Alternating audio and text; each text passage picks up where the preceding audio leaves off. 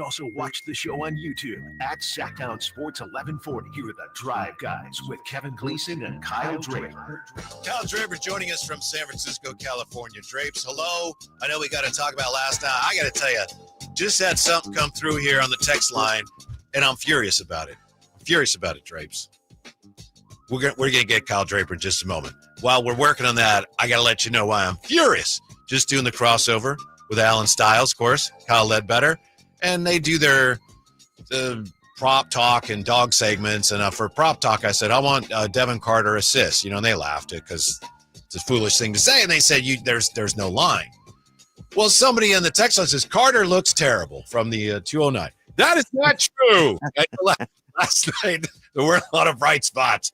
But he's played well lately. Last night, played 7.5 minutes, made a 3, couple free throws, 5 points, couple assists. I know it didn't matter in the big scheme of things, but Devin Carter does not look terrible right now, Drapes. I'm standing on that. That is not true. I'm with you. Can you hear me okay, Whitey? You got me all right? Are we good now? Yes. All right, great. Just making sure you got me okay. I don't know if I could do this today, big fella. We can. I don't know if I could do it, Whitey. We got 3.5 hours, and I feel the negativity out there. It's like everything is horrible. This player is horrible. This GM's horrible. This coach is horrible. I hope Kings fans, that's not what we're about here these next 3.5 hours. It's right. And everybody speaks in such absolutes. Devin Carter, and Whitey, I'm sure you'll agree, has actually been a bright spot over the last week or so. Uh-huh. You know what I mean? Like, if we're talking about issues with the team, Devin Carter's probably like number 15 right now, Exactly. By the time we get to him. Yeah, there's plenty other things you could say about the team. Drapes, the thing that was discouraging to me, and hopefully everything went well for you last night during the watch party, but, it was – I'll just give you one play in particular. When the ball gets stolen from Zach LaVine, it bounces off his foot. Maybe he assumes that, that's a kickball. They're going to blow the whistle, and they don't. But he's kind of standing there passively. Buddy Hield takes it and goes in. Plays like that, those are the ones like, oh, my goodness, we just looked like we being the Kings. Kings looked like they didn't even really know what was going on at times last night. That was discouraging.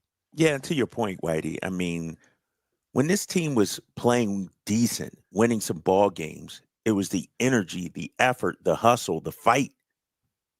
I don't think we saw that last night, and that's what's frustrating. To your point about that Zach LaVine play, it's like, all right, you committed a turnover, no doubt about it.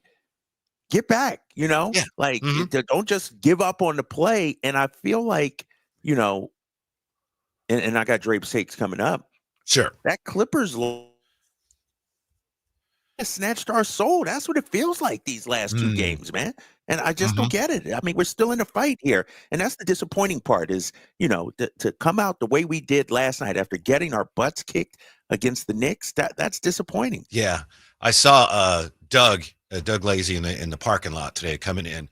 And he, we don't talk a lot of sports. We spend a lot of time in the same room doing prep. And he goes, I was watching the Kings game last night at a bar. And he was just, I'm sure he spoke for a lot of fans, which is why I'm bringing this up. He said, to lose like that to that team. And Steph Curry, he's so arrogant. And did you see when Steph Curry was actually, he was mocking the Kings? Did you see that clip? No, I didn't see that part. What happened? I missed that one. It was third or fourth quarter, and Kuminga got by whoever was trying to guard him and had a straight baseline drive for a dunk. And Keegan was guarding on the weak side. Keegan was guarding Steph, and he was kind of top blocking him. So he had us back to the play. So he never saw it, and he didn't help. So as I go back down the floor, Steph points, I think with both fingers, points to Keegan and then points to where he should have been as a help defender. Like, hey, you actually should have been standing right here. It was it was pretty disrespectful, Drapes. Yeah, it was. And, it's I'll see if I can send that to you. Yeah, send that to me because I'll be honest with you. It's hard being, a fan right now because we're down. We've had 3 straight losses, been embarrassed 2 straight games. Steph Curry's mocking us. Your boy Bonte and Chris Mullin FaceTimed me at halftime of the game, Whitey. Oh, boy. And they weren't even in the same location. They were in separate locations. Like, they patched me in, and I'm like, you got Mullen at the top, Bonte at the bottom, and I'm getting double teamed. And so it's hard, man. It's, I'm normally a bright side guy, I'm normally an optimistic kind of guy.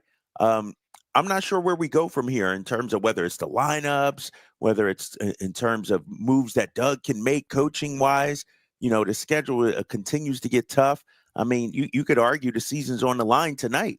I mean, the play-in berth might be on the line tonight. You win this game, you go up a healthy margin against Phoenix, you lose, plus you got one more against the Suns.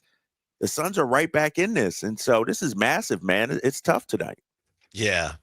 I didn't realize they're 30 and 36, the Suns? Yeah. They're 6 under, but they're still, I don't know if they're fighting, but they still have a chance.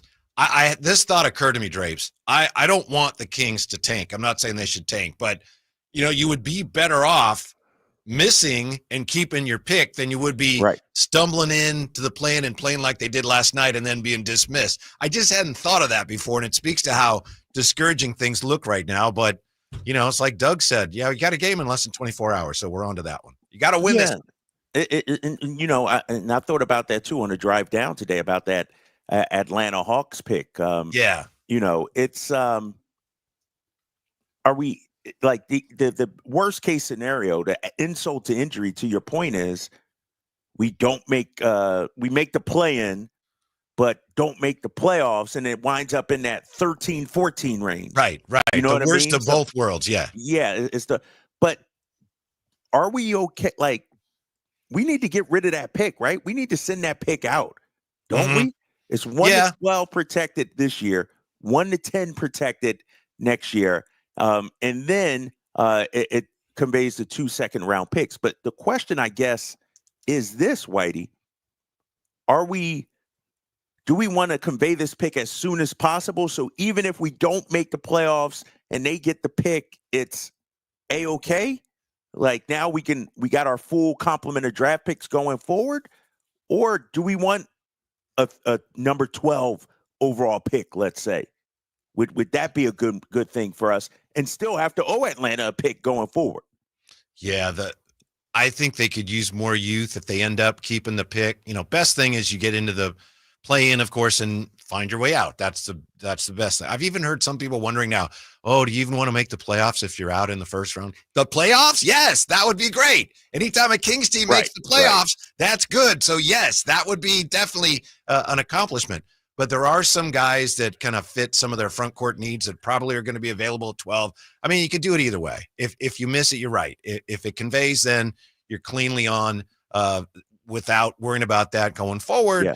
And if you keep the pick, it's going to be, I think, maybe hard to add talent this summer. Maybe I'm totally wrong, but the draft would help with that. So there's some upside either way.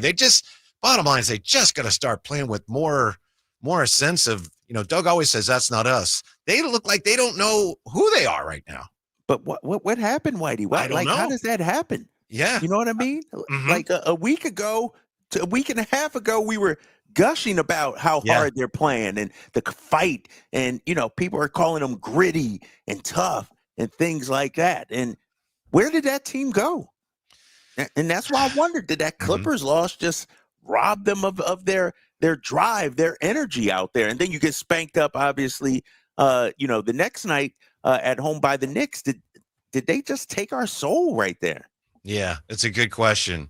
I don't know. It's a great question. As far as the lineup changes, I'm sure you heard Doug last night post game. Somebody asked him, I think it was Matt George asked him about, Keegan or excuse me, not Keegan, Keon or Malik.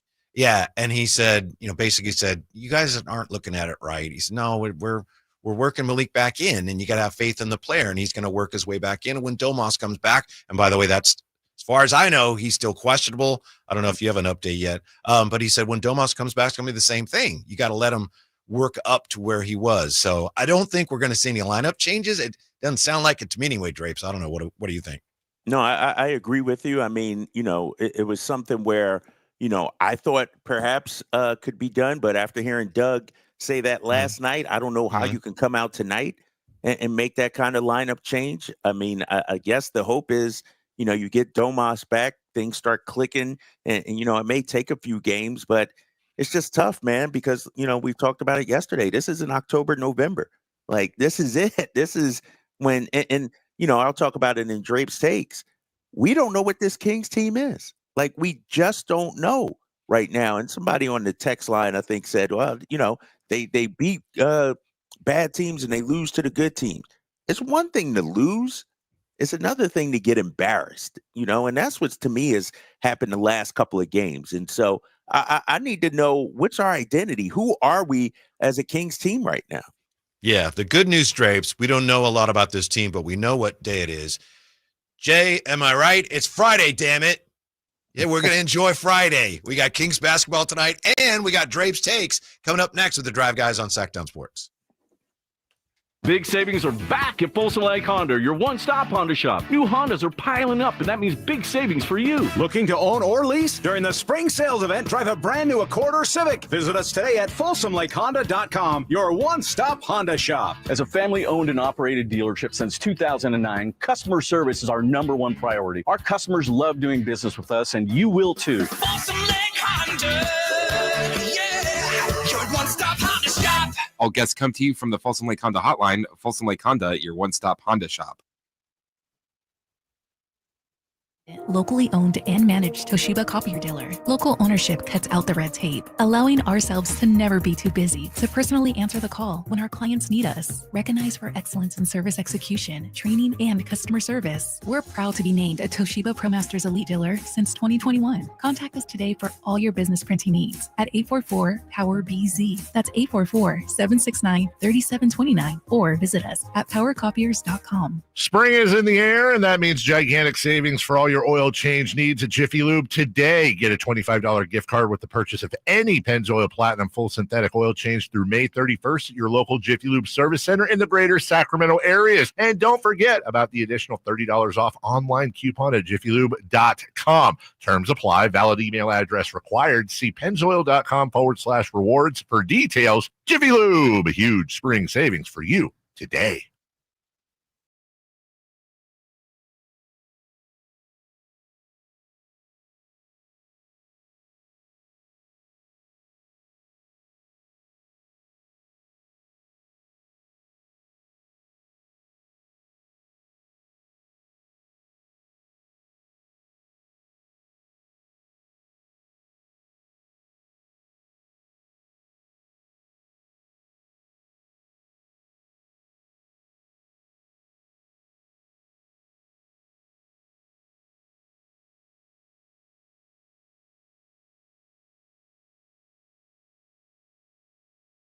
In any position, can anyone see it? If anyone thinks they can coach the better, go coach.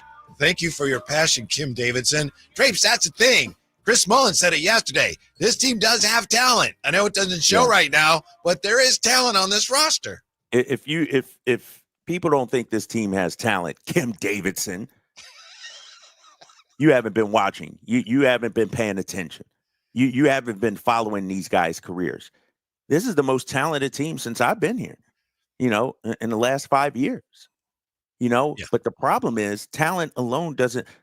The team we're seeing tonight, Phoenix Suns, they're a talented team, Whitey. Talent alone doesn't win. And I just think this is a collection of individuals that has not figured out how to play as a team, and so Kim Davidson, I got to disagree with you. Why are you laughing, man? Why? I don't know, just the way you say. No, I think there are some men named Kim. Isn't that sometimes a man's name? Aren't there some men named Kim? So I don't know if it's a man or a woman, but Kim Davidson.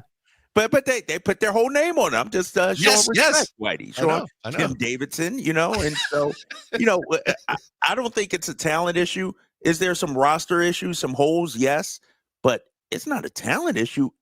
Maybe it's a fit issue. But here's the thing, Whitey, and we'll get to Drape's takes in a second. How come one day we look like the best team ever? The next day we look terrible. And don't tell me it's just all against, bad teams. We've mollywopped Houston all season long. We look great against Houston for some reason. Houston's a solid team. They're above 500 team. They're not a trash team. How can we look so great? I look at it. You know what? Roll the tape, Jay. Roll the tape. Music! Calm down, Lion. Calm down. Take it easy, man. Just take it easy. right, it's time for Drape's Takes, Kings fans, and no offense, Kim Davidson. I don't want to keep calling you out like that, so I apologize.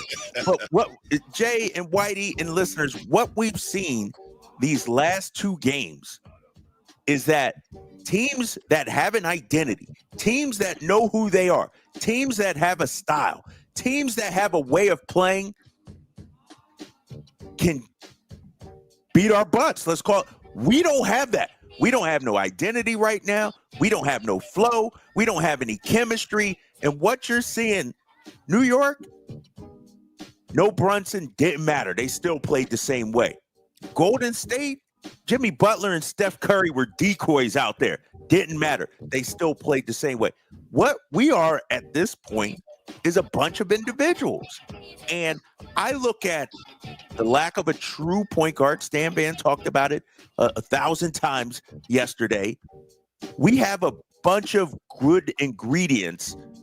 It's like gumbo, Whitey. Mm-hmm. You got the shrimp. You got the andouille sausage. You got the rice. But then if you ain't got the roux bring it all together, Whitey. And we don't have a roux right now. Mm-hmm. We got a bunch of guys that can play basketball, but don't know how to play basketball together. Maybe Domas is the roux, the glue that brings it all back together. I don't know. But these last two games, because I'm not including the Clippers game, we played a hell of a game that game, Whitey. Yes, we played well that game. What we seen the last two is different than what we saw from the Clippers. But we don't have the gel to hold it together and to bring it together. Some of our parts are not greater than the individuals right now. And I feel like that's what we're missing. Now, mind you, we're playing the Phoenix Suns team who have the same issues that we have. Now, if we come out and roll over and get mollywopped tonight, then we got bigger problems than just, the roster and the flow and all that. This is a team tonight that we're facing in Phoenix that they don't know who they are either.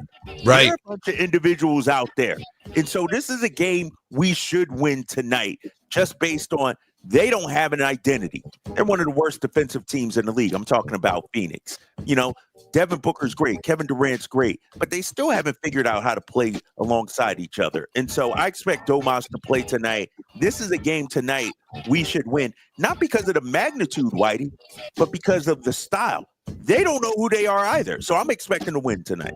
Yeah. And by the way, one thing about Kim Davidson put Kim Davidson's name on it. So good for Kim Davidson there, backing up those statements. But I said, Drapes, after the Knicks loss, I said, I understand they're road weary, it's a tough one. If it happens again, then we got an issue. Well, it happened again. So I'm one of those fans like you were talking about. I'm still trying to sort this out. And a convincing win tonight would go a long ways towards making me feel a little more comfortable and less anxious about this whole thing going forward. Yeah, and here's the thing too, Whitey, and I'm not ready to write off the season just yet. I'm not ready because I've seen this team play well when they get hot, when it gets together, and you still got 17 games left to go. It's tough right now. We in the dregs of the season, like we're at a low point right now. Yeah, but I remember after firing Mike Brown, somehow this team got it together and won 7 in a row and looked good. I remember after trading De'Aaron Fox, this team started to play the way Doug Christie wanted them to play. So if they could do it then, I'm hoping that at some point they can regain that. Right now, they lost it. They got to figure a way to get it back. Let me get to last night's game. First of all, I want to apologize to everyone who was in attendance at the watch party yesterday. It was well attended. Diehard Kings fans. Anytime I'm around Kings fans, it feels like family, man. It's a great atmosphere, great vibe. But after the Warriors hit 7 threes in the first quarter, Whitey, I got on the microphone. I'm like, Kings fans, we're not going to talk too much about that first quarter. But here's one thing I know. Golden State, they hit 7 threes in the first quarter. They can't hit 7 threes in the second, 7 threes in the third, 7 threes in the... But they kept hitting threes, Whitey. I know. And it wasn't Steph Curry. That's what's so frustrating. I'm watching GP2. I'm watching Draymond Green. I feel like the team is sort of following the game plan, But because it's those, and it's sort of like the Denver game when we allowed Russell Westbrook to hit 4 or 5 threes. It's like the coaches are saying, all right, our non-hot guys, the guys we want to shoot, the Draymond Greens, the GP2s of the world, even a Moses Moody to an extent. Those guys, those are the guys we want to beat us. But it's a difference between allowing those guys to shoot and leaving them wide open. Like, it feels like when those guys, Draymond, GP2, get the ball, there's no contest at all, Whitey. It's like, it's the NBA. They're giving up the corner three. Like, Russell Westbrook is going to make a wide open corner three. Draymond Green is going to make a wide open corner three. And so somehow the message needs to get to these guys. Yes, the guys we want to shoot are Draymond and, those kind of players. But we don't just want to give them open shots, guys. And I felt that's what it was last night once again. And we've seen that a few times here lately. Yeah, there were too many times last night where it looked like the nearest defender didn't even want to make it look like they were trying to close out. It's like, hurry up and shoot it. I'm tired of standing here. And wasn't it a little odd? This occurred to me thinking about the game today. It's almost like the Warriors knew the Kings' game plan. Draymond Green doesn't normally tee up corner threes, and he shot 2 very early last night, and to his credit, he knocked them down. But it was like, it's almost like they knew what the Kings were going to let him do last night. It was I think so. Take the ball out of Steph Curry's hands, trying to make life difficult out of him. And meanwhile, Steph Curry and Jimmy Butler, like I said, they were decoys out there. Yeah. You know what I mean? It's like, oh, you want to put all your focus on me? We're going to get wide open shots for some of our other players. And think about it like this too, Whitey. Draymond Green led the team in scoring for Golden State. Jonathan Kuminga ain't played in, nearly 2 months. And those guys dominated. And then Buddy Hield also hitting 3. Like, it was a worst case scenario for. If we're going to lose to Golden State, I need Steph Curry to go off. Right. Not the others. That's what's so frustrating. It's like, what do we do? Like, if Jimmy Butler, who scored 6 points, and Steph Curry, who scored 11 combined for 17, you tell me that, oh, we got this win. Instead, they blew us out with Quentin freaking Post. I know. That can't happen, big fella. That just cannot happen. And so I don't know what Doug got to do to the team, man, whether it's a pregame speech, whether it's benching somebody or something. But these guys got to get the message that we need to compete every single possession. And I thought, Whitey, they had figured that out, before the Knicks loss. Even during the Clippers loss, they competed hard. I thought they understood the blueprint and the recipe. Let me move on real quick here, though. Let me move on real quick. Yes. Because this is something I said on the NBC Sports call earlier today, and something we sort of talked about yesterday with Chris Mullen. Who's our alpha? Who's our guy? Right now it's DeMar. Okay. Who's our second guy? Zach LaVine. My boy Zach LaVine can't have 6 shots, Whitey. If we going to lose, I need Zach going down shooting. I need him to empty the clip out there, 15, 20 shots. Zach was efficient last night. I know he had the 5 turnovers, but he can't get lost in the game. He can't just be average for us. He only missed 1 shot. That's what I'm saying. The dude was, he was solid. Like, Zach LaVine getting 6 shots, and I think I read it's the fewest shots in his career in a game in which he's played 30 or more minutes. Wow. Zach LaVine ain't a 6-shot kind of guy. And I don't know if it was the game plan. I don't know if it was the lack of a true point guard or whatever it is. Coaches, players, whatever, we need to draw more stuff up for Zach LaVine. And what I'd like to see, I'm no coach, but I'm playing one on radio right now. What I'd like to see, Whitey, is a little more pick and roll game with the ball in Zach's hands. A little more pick and roll game or pick and pop game with the ball in DeMar DeRozan's hands. I need to look at the numbers, and this is something we're going to talk about on NBC Sports California tonight on the pregame show. The Malik and Zach pairing, I feel like they might still be trying to figure each other out. I don't know how well that's working right now. Like, they need, like I said earlier yesterday, They need an off season down at the beach working out together, or they need to spend some time together, because if this is going to be our starting backcourt, those two guys got to figure out how to play off each other. And I don't feel like they've done that yet. Drapes, I know it's hard to install stuff in the middle of a season when you don't have practice time, but with Zach LaVine, can't we run pin downs for him? Can't we have him come off double screens? Can't we run an elevator play or something like the Warriors do with Steph Curry? There's got to be ways to get him open. So it does. I agree. And, I may get in trouble for this. Jay may not want me to talk about this, but I think the coaching change is having an impact on the continuity. Like, you got different voices now. You know what I mean? Doug's leaning on different guys, and so I think, as you've seen, Whitey, we've had so many different iterations of an offense that right now I don't know what the hell we're running, to your point. Yeah. Like, we look at what the Knicks did, out-executed us. Their offense was on point. Warriors out-executed us.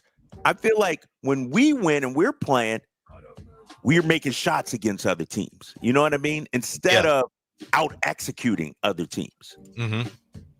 Yeah. You agree and the with Kings that shot the ball. Yeah. And the Kings actually shot the ball halfway decently last night. The shooting numbers weren't terrible. Just the offense was just, they did make that run where they got back in. It was down to 4 in the third quarter. Yeah. But then, they just couldn't hang on to the rope.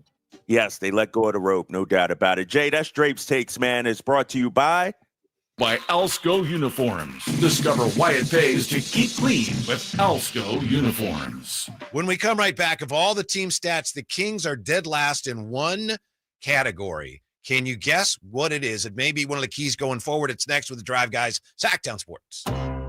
If you're 55 and up, T-Mobile has plans built just for you. 2 lines of unlimited for just $30 a line. That's a 45% savings compared to Verizon and AT&T. But don't just take our word for it. It's not just the savings that are great with our T-Mobile plan. There's all this value from all these other things that T-Mobile offers. T-Mobile has been such a savings for us. We love it. Switch today and get 2 free 5G phones like the Motorola Edge with Turbo Power charging that gives you power for the day in just 15 minutes. And customers 55 and up can get 2 lines of talk, text, and data for only $30 a line. Go to T-Mobile.com/choice55 to learn more. With AutoPay plus taxes and fees, plus $5 per line without AutoPay. Debit or bank account required. 45% off 2 lines versus AT&T Starter and Verizon Welcome. Plan benefits vary. Motorola Edge on us with 24 monthly bill credits and new line for well-qualified customers, plus tax and $35 per line connection charge. See details at T-Mobile.com. Motorola Edge requires 68-watt charger. Charger sold separately. Actual performance will vary based on usage and configuration. Sacramento's premier country music festival, Country in the Park, is coming back May 16th and 17th at Cal Expo with Bailey Zimmerman, Billy Currington, Cole Wetzel, Nate Smith, and more. You'll enjoy food trucks, rock walls, and a mechanical bull, line dancing, and more. Single-day GA tickets start at $52 at CITPFest.com. Country in the Park, May 16th and 17th with Paul Mitchell, The School, Sacramento, and Stoney's Rockin' Rodeo. Find out more at CITPFest.com. Capital Casino, conveniently located on 411th North 16th Street in downtown Sacramento. Golf to Go is brought to you by the Hagen Oaks Golf Super Shop. Here's Frank LaRosa. With so many newsletters, blogs, podcasts, and such about the game of golf, I appreciate the listen here at Golf to Go. But here's one I look forward to in my inbox. It's called Power Fades and written by a fellow New Englander named Jim McCabe. He covered the game for the Boston Globe for 23 years, going on to cover the PGA Tour for Golf Week magazine, followed by a position with the PGA Tour as Senior Manager of Communications. Since 2021, he has self-published his digital golf newsletter called Power Fades. McCabe says he has a passion for playing golf that is surpassed only by his passion for writing about people who have a passion for playing golf. I open his newsletter with a smile on my face, knowing I'll encounter another's highs and sometimes lows, as McCabe writes with great sentiment about regular people's regular lives and their place in the game. And his front 9 musings add humorous reflections to this tidy package. Visit powerfades.com now and thank me later. That's your Golf to Go. I'm Frank LaRosa. Listen for the Toyota Tahoe Report every Thursday, Friday, and Saturday with Johnny Mosley to get the latest weather conditions in Tahoe throughout this snow season. Brought to you by your local Toyota dealers. Toyota, let's go places.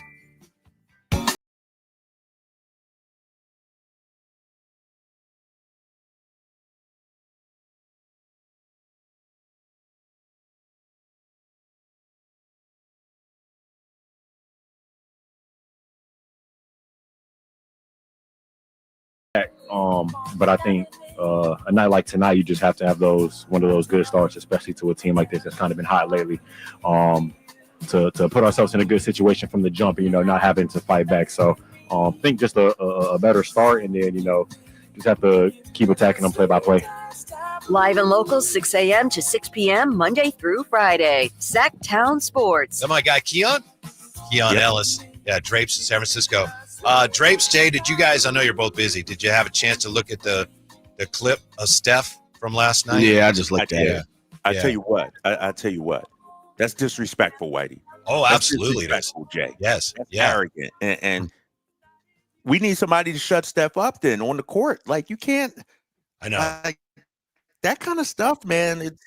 That's you showing up the Sacramento Kings, man, and we're just taking it. Like, that should motivate our guys out there on the court. Yeah, that was Alan Stiles tweeted that, and he got it. I forget, he got it from Warriors World or something. But yeah, it was Keegan was unable to help on a Kuminga dunk because he was top locking Steph, and then so Steph going back down the court pointed to Keegan and then pointed both fingers to the spot on the floor where he would have been if he was in help position. Like, hey, you're supposed to be over here. So that was, they were just openly mocking the Kings last night. And yeah, there was a time, Drace, when, that would have been fisticuffs, right? I'm not saying it should have been, but it would have been at one time. Right. Exactly. And instead we just folded up like a cheap suit, man, and just took it. And, that kind of thing can happen, because here's the thing, and it's not just me talking. We all know Doug. We know Doug as a player. We know Doug ain't standing for that. And so, too bad we won't see the Warriors again. We got a game tonight we got to focus on, but I didn't expect that from our team, just that lack of fight, Maybe JV should have been in or something like that, I don't know, because we could talk about that too at some point. Where was Valanciunas in the second half, And so, yeah, it was just disappointing, man, disappointing. It is possible that no one on the Kings actually saw it, because they were going back down court. But hold up, Whitey. Okay. Do you think Keegan saw it? I'm not sure. I have to look at it again. I think he might have had his back to it. He might have already been running down court. I thought Keegan's right there. You got to see that. Like, okay, yeah, I have to look at it. He was the only one that saw it. That should motivate him. Right. You know what I mean? Like, whoever saw it should be motivated by that. And you could be right. Maybe nobody saw it. I don't know. I don't know for sure. Kim Davidson chiming back in. Kim Davidson on fire today. I mentioned the stat, the only stat in which the Kings are dead last. And Kim Davidson said, losing. Well, they're not actually. They're nowhere near the bottom. But I get it. You're angry. Yeah. What's crazy, though, Whitey? This is arguably the third best season for the Kings in the last 20 years. But by the view of the fans and the anger and everything, it's like the worst season ever. It's interesting how that works out. I just want to peek at some numbers for a minute. And I know numbers can kind of be like, let's go. They get kind of, just kind of gives you an ice cream headache. But there may be a key here to one of the things that's gone wrong this season. I think there is. Now, the Kings are actually towards the top in a couple of categories. I'm looking at Basketball Reference. They're second in defensive rebound percentage, which is really strong. Turnover percentage, Drapes, I think they're fourth in the league, so they have been taking care of the ball, which is great. But they are dead last in the NBA, 30th in three-point percentage against. Teams are shooting, and we've seen it especially the last two games, teams are shooting 38% from the three-point line against the Kings, so their three-point defense in that regard is dead last. It's been a problem going back to when Mike Brown was here. And last night, it was one of the keys to the game, but it looked like some of those threes were ones the Kings were willing to give up. Like, yeah, we'll let that guy shoot it. And they made it every time. But and that's the problem, Whitey. And I guarantee I didn't see the scouting report for this game, but I go back to the Denver game. That's what you want. You want Westbrook to shoot threes. But here's the thing, and I talked to Doug about this last week. You want the certain guys to shoot threes, but you don't want anybody shooting open corner threes. Right. And that's what Doug said. There's a difference, right? Like the open corner three is almost a layup in today's NBA. Right. You know, you want Westbrook taking those above the break threes. You want Draymond taking those above the break threes. And so I don't know if it's a breakdown in focusing on the game plan, the scouting report, is it lack of effort or whatever, but I know it's not by design to give up open corner threes. That's 100% for sure. The most sought-after shot in the NBA, because it's considered the most efficient, is the corner three. You know, that's the whole concept of the dribble drive motion. Three are in the key. You get that three, especially the corner three, or you get dunks and layups. Last night, it seemed like that's all the Warriors got, wide open threes and dunks and layups. I mean, they just shredded the Kings defense for much of the night last night. Annihilated them. It looked like the last time we played the Warriors. You know what I mean? Like we had a bunch of individuals out there, you know, it's, you know, and somebody in the chat said, you know, focus too much on Steph Curry. It may be, but damn, how's Jonathan Kuminga first game in months come back and gas you for 18 or whatever it is that he had? It's frustrating, man. I think last night, and I didn't get to hear all of Doug's post-game press conference, but last night to me is not a scheme issue. It's a, are we locked in, dialed in issue. It's a competitive issue. And we didn't see that from our guys. Yeah. Which is frustrating. We'll hear from Doug coming up probably top of the hour. He had some interesting things to say about that. He said, basically, to summarize this, what we were trying to do, actually, we had some success with, but he also said he wasn't pleased with some of the rotations. And, you know, we haven't seen him chew anybody out. I don't know that we ever will. He said, I let them know how unhappy I was. I'm wondering, Drapes, this is, I don't know, but it's not a criticism. One of the cards that he hasn't played yet as a head coach is, you know, that come to Jesus publicly thing. I don't know if it's time for that, but if they keep playing like this, he's got to at least consider it. Hopefully they won't, but 2 nights in a row where you look like you just don't have the belly for the fight, it's a little, he's got to be just himself wondering, what the hell is going on with my team?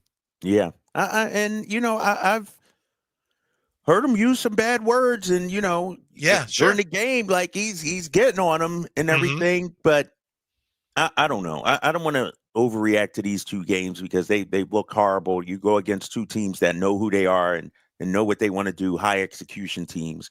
But if we have a lack of fight, a lack of effort tonight, then we got a big problem. Then to your point, that come to Jesus, you know, bench some guys, pull out, you know, yank all 5 starters out, you know, in the first minute, whatever it may be, you got to do. Get a technical. I don't know what it is, but these guys got to be shaken up a little bit, woke up a little bit. You know, it's like, dude, it's not the greatest season. We understand that, but damn, you're still in the fight. You know, you still got a chance. You still have something to play for. And it seemed like these last 2 games, these guys didn't feel like they had anything to play for.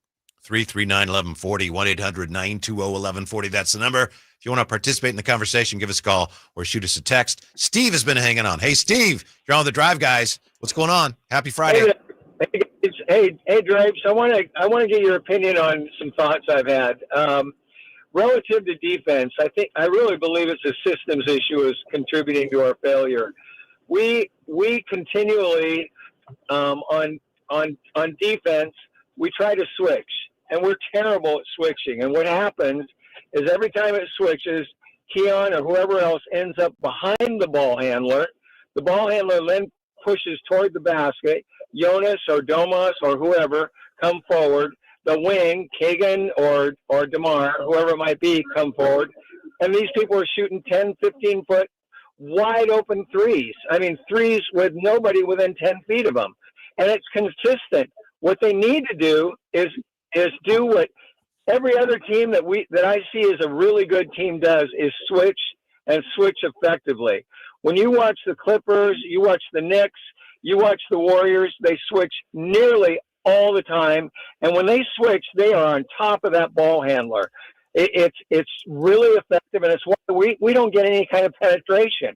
And on the offensive end, what happens is, if you notice, Drake, I'm sure you have, is that most of our passes are outside the three-point wing. We reset, we go perimeter. Nobody's moving into the lane and trying to get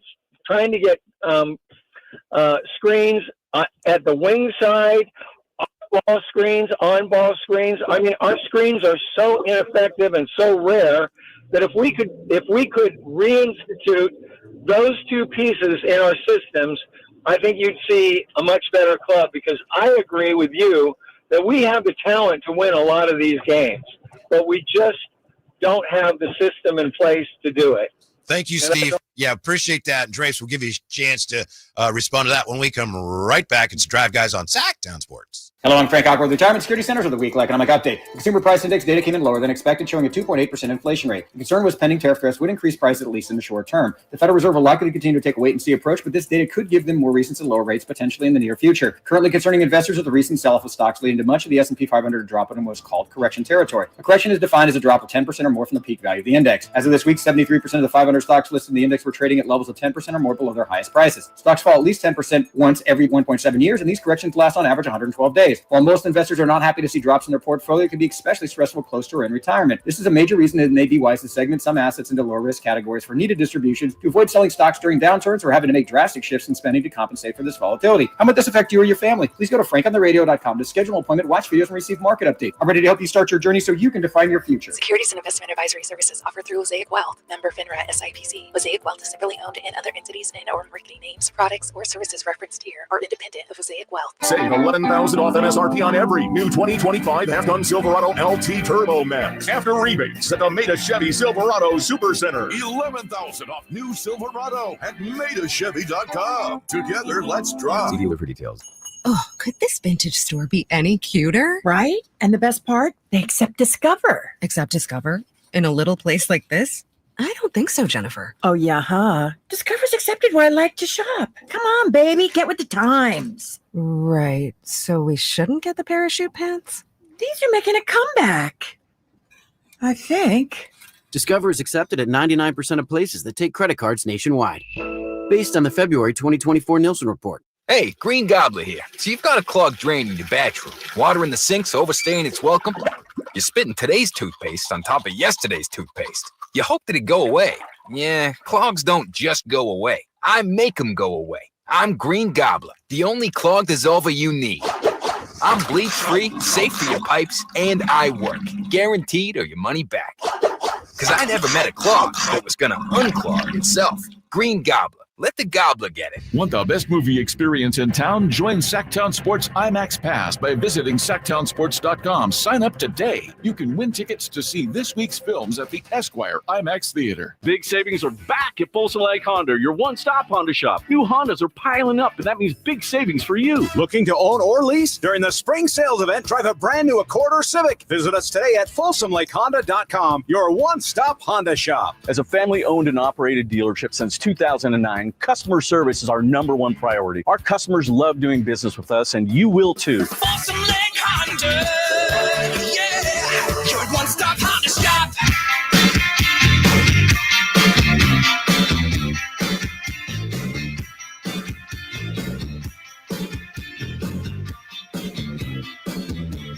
The only station in Sacramento giving you local sports coverage from 6 a.m. to 6 p.m. Monday through Friday. Sacktown Sports. Kings fans not happy today. Of course they're not. We're all going to get through this together.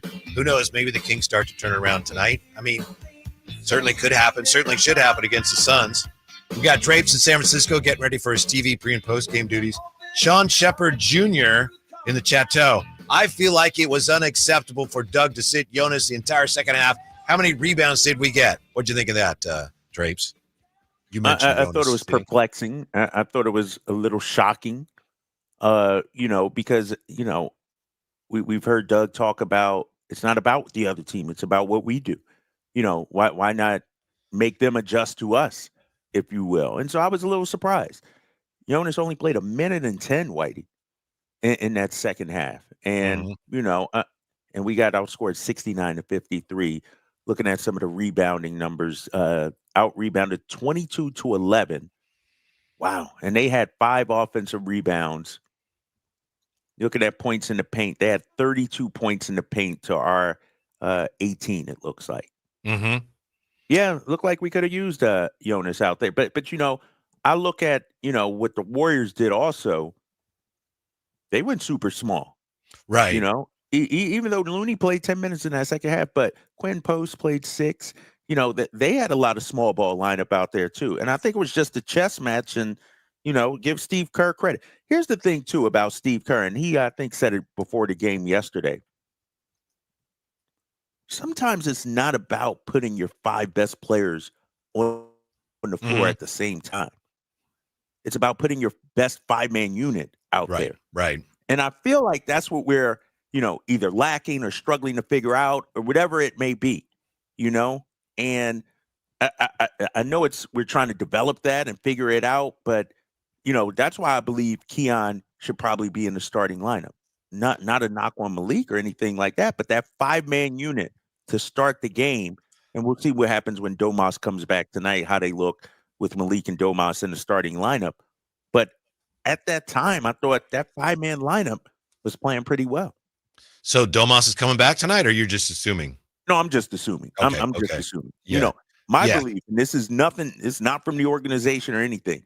My belief is back-to-back, you're probably only going to play them in one. Sure. Play them against Phoenix. Right. I think we lost you there for just a second, Drapes. As far as Jonas goes, we mentioned yesterday the Warriors are really good at playing your bigs off the floor.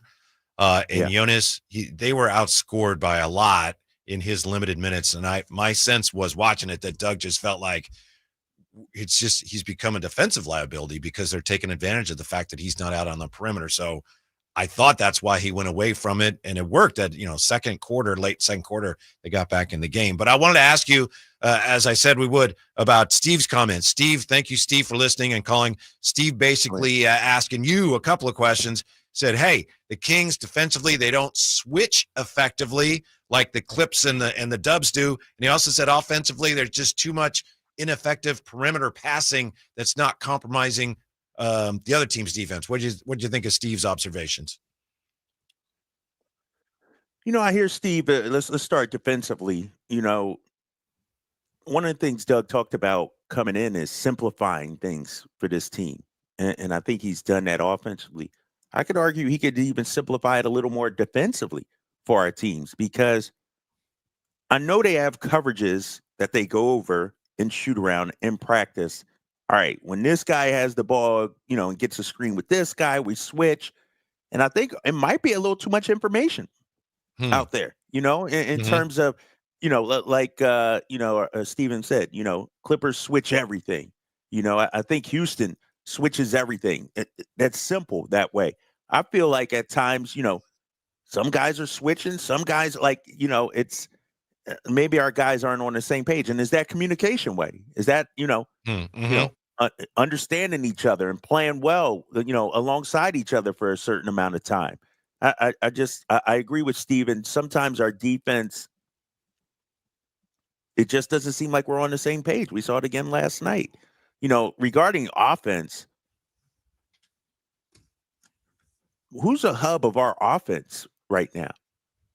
Like, who's really the playmaker right now? Is it Malik? Is it DeMar? Maybe it's Domas if he comes back tonight. I feel like sometimes it's DeMar, sometimes it's Malik. I'd like to see Zach with the ball in his hands a little more, to be honest with you. I just feel like we don't have an identity of who we are offensively. You look at all the great teams. Let's talk about the great teams, Whitey, in the league right now. OKC. We know who's the hub. Yeah. Denver. We know who's the hub. Shoot, even the Lakers, we know who's the hub of their team. Boston, we know Tatum and Brown touching it a lot. We know that they're the hub. And so if it's going to be DeMar and Zach, we know they can get theirs. Maybe they need to do a better job helping others get theirs too, making life easier for a Malik Monk or something like that. And so all the best teams, Knicks, we know Jalen Brunson, when he's healthy, he's the decision maker. He's the high usage guy. Is DeMar our high usage guy? And how is that helping other guys out? Are other guys getting good looks? Regarding Keegan Murray, real quick yesterday, what was he? 2 for 10, I think it was. He had a lot of good looks out there, Whitey. He did. Didn't knock him down. And he was not reluctant. He was not reluctant to pull the trigger. Exactly. He was out there, willing to pull. I think he shot 8 threes, though. I'd like a little more variance, if you will. in his offensive game. But we need players that can make life easier for others. And I think hopefully having Domas back, that helps out in that regard. Yeah, I'll say this too about Steve's comments. Steve mentioned that the Kings don't switch as effectively as the Clippers and the Warriors do. Clippers and the Warriors have much better defensive players than the Kings. So I agree with you. But you said that. Yeah, you're right. I'll say it. I'll say it again and again and again. So that, when you say, how come they don't switch as well as the Warriors and the Clippers? Well, why do you think, Steven? There's one reason right there. And I agree with him about the offense. Sometimes it's, it's kind of like pass the ball, almost playing a hot potato around the perimeter. And, you don't have backdoor cuts. I don't know. I don't know what the solution is, but I've noticed the same thing. I would like to see, I think they need to change up the offense to just run some stuff to get some plays designed to get Zach LaVine free. That needs to be the point of the play, is to free him up, I think, to get him more shots. I 100% agree with you on that, and, I was told they were doing that to get Keegan Murray some shots early in games, but, and I understand you want to let the players rock and, free flowing offense and everything like that. I look at it like last night, and I think I was listening to Styles and Kyle Ledbetter on the drive down a little bit, and they were talking about, how come Keegan didn't get it in the post against Steph Curry and, the Warriors. When you have a high a CP3, a point guard that is seeing all that, and I think this is where Malik is trying to get to, you don't have to call plays sometimes for stuff like that. LeBron James, and I know he's a high IQ guy. I know that. I know I'm talking about one of the game's greats. But he ain't looking over for J.J. Redick to see, oh, man, this mismatch is occurring. Players on the court got to see that, Whitey. But it's okay to break off a play and do something different if you feel like there's a matchup advantage out there. And so I put that on the players to recognize that while out on the floor and then take advantage of it. One of the things, fellas, and I think you guys are kind of barking up the tree, one of the things I see with this team since all the moves is versatility. Like, this team can't change in the middle of the game. They can't change on a dime, and one of the easiest basketball plays to ever run is the first thing you learn is motion, right? Or X, one of the two. And so I just don't see some of that stuff where, okay, this time around we go to a post, somebody on the high block. This possession we come with a DHO. This possession, someone's a drive and a kick. You don't see the versatility in the offense, and it's more or less like, okay, it's your turn, my turn, your turn, my turn. It is hot potato. And so I think just the lack of versatility in the offense right now is really hurting this team. And I think that just comes with, I don't know how you play. I don't know where you like it. I don't know where if I'm going to get my shot, I got to get it myself. I can't depend on passing the ball, resetting, and then getting the ball back. You just don't see that right now. Yeah, I do want to say one thing they did last night, Jay, as you were talking, reminded me. One thing they did that so well, and I think it was in late first quarter or early second, and the Warriors went to a zone. And Keon noticed it first, and so the Kings are in their offense, and they see zone. Keon points to the foul line, and DeMar's like, okay, DeMar goes there to the foul line. Keon passes him the ball, and he turns around and makes a jump shot. It was like, it was brilliant. Yeah. So I do want to give him credit for that. That's one thing against a zone. Teams should not be able to zone the Kings because DeMar DeRozan will camp at the foul line. He should be able to kill teams. Now, I know it didn't matter in the big scheme of things, but, my coach's heart, Drapes, when I saw it, I was like, well done.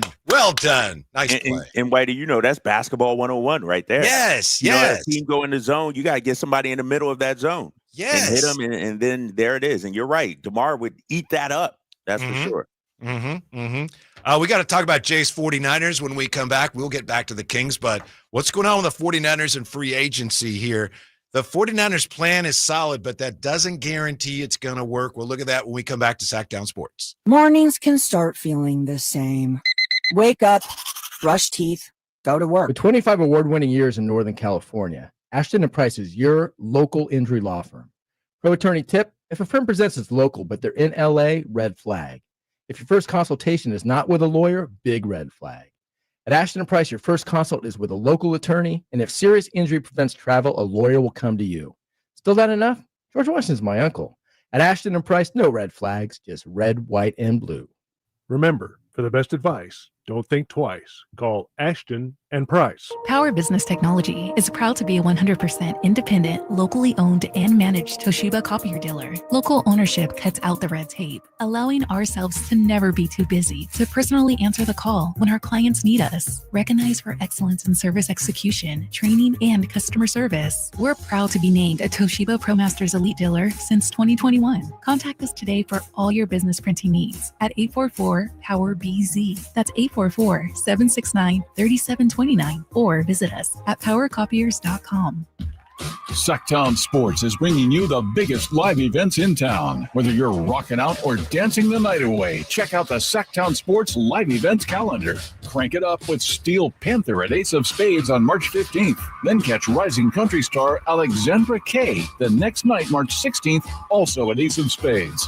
On March 22nd, experience the magic of the Ronstadt Review featuring Jessenia at the Crest Theater. Then get ready for an epic night. Papa Roach and Rise Against take over Golden One Center March 29th, while comedy legends Jay Leno and Arsenio Hall bring the laughs to Hard Rock Live Sacramento on that same night. And for country fans, Lee Brice and Walker Hayes hit Ironstone Amphitheater on June 21st, and Parker McCullum takes the stage August 16th at the Ironstone Amphitheater up in Murphys, California. Don't miss out. Find more info and score your chance to win tickets at SacktownSports.com. The Sacktown Sports Live Events Calendar. Your ticket to the best seat in the house. We're super excited to announce that the new truck center is now open at Sacramento Chrysler Dodge Jeep Ram. And it's easy to find from anywhere. They're centrally located right across from Hagen Oaks Golf Course. At Sacramento Chrysler Dodge Jeep Ram, you never have to sacrifice great service to get a good deal. They make sure you're treated the way you deserve to be treated. Showing time and time again that Sacramento Chrysler Dodge Jeep Ram, it's the place where a handshake still means something. I mean, that's the reason why people are coming from all over town. Elk Grove, Folsom, Woodland, Roseville. Stop on in and experience the difference for yourself. KHD 1 Sacramento, KYMX HD3 Sacramento. From the Power Business Technology Toshiba Studios. Sacktown Sports 1140. No.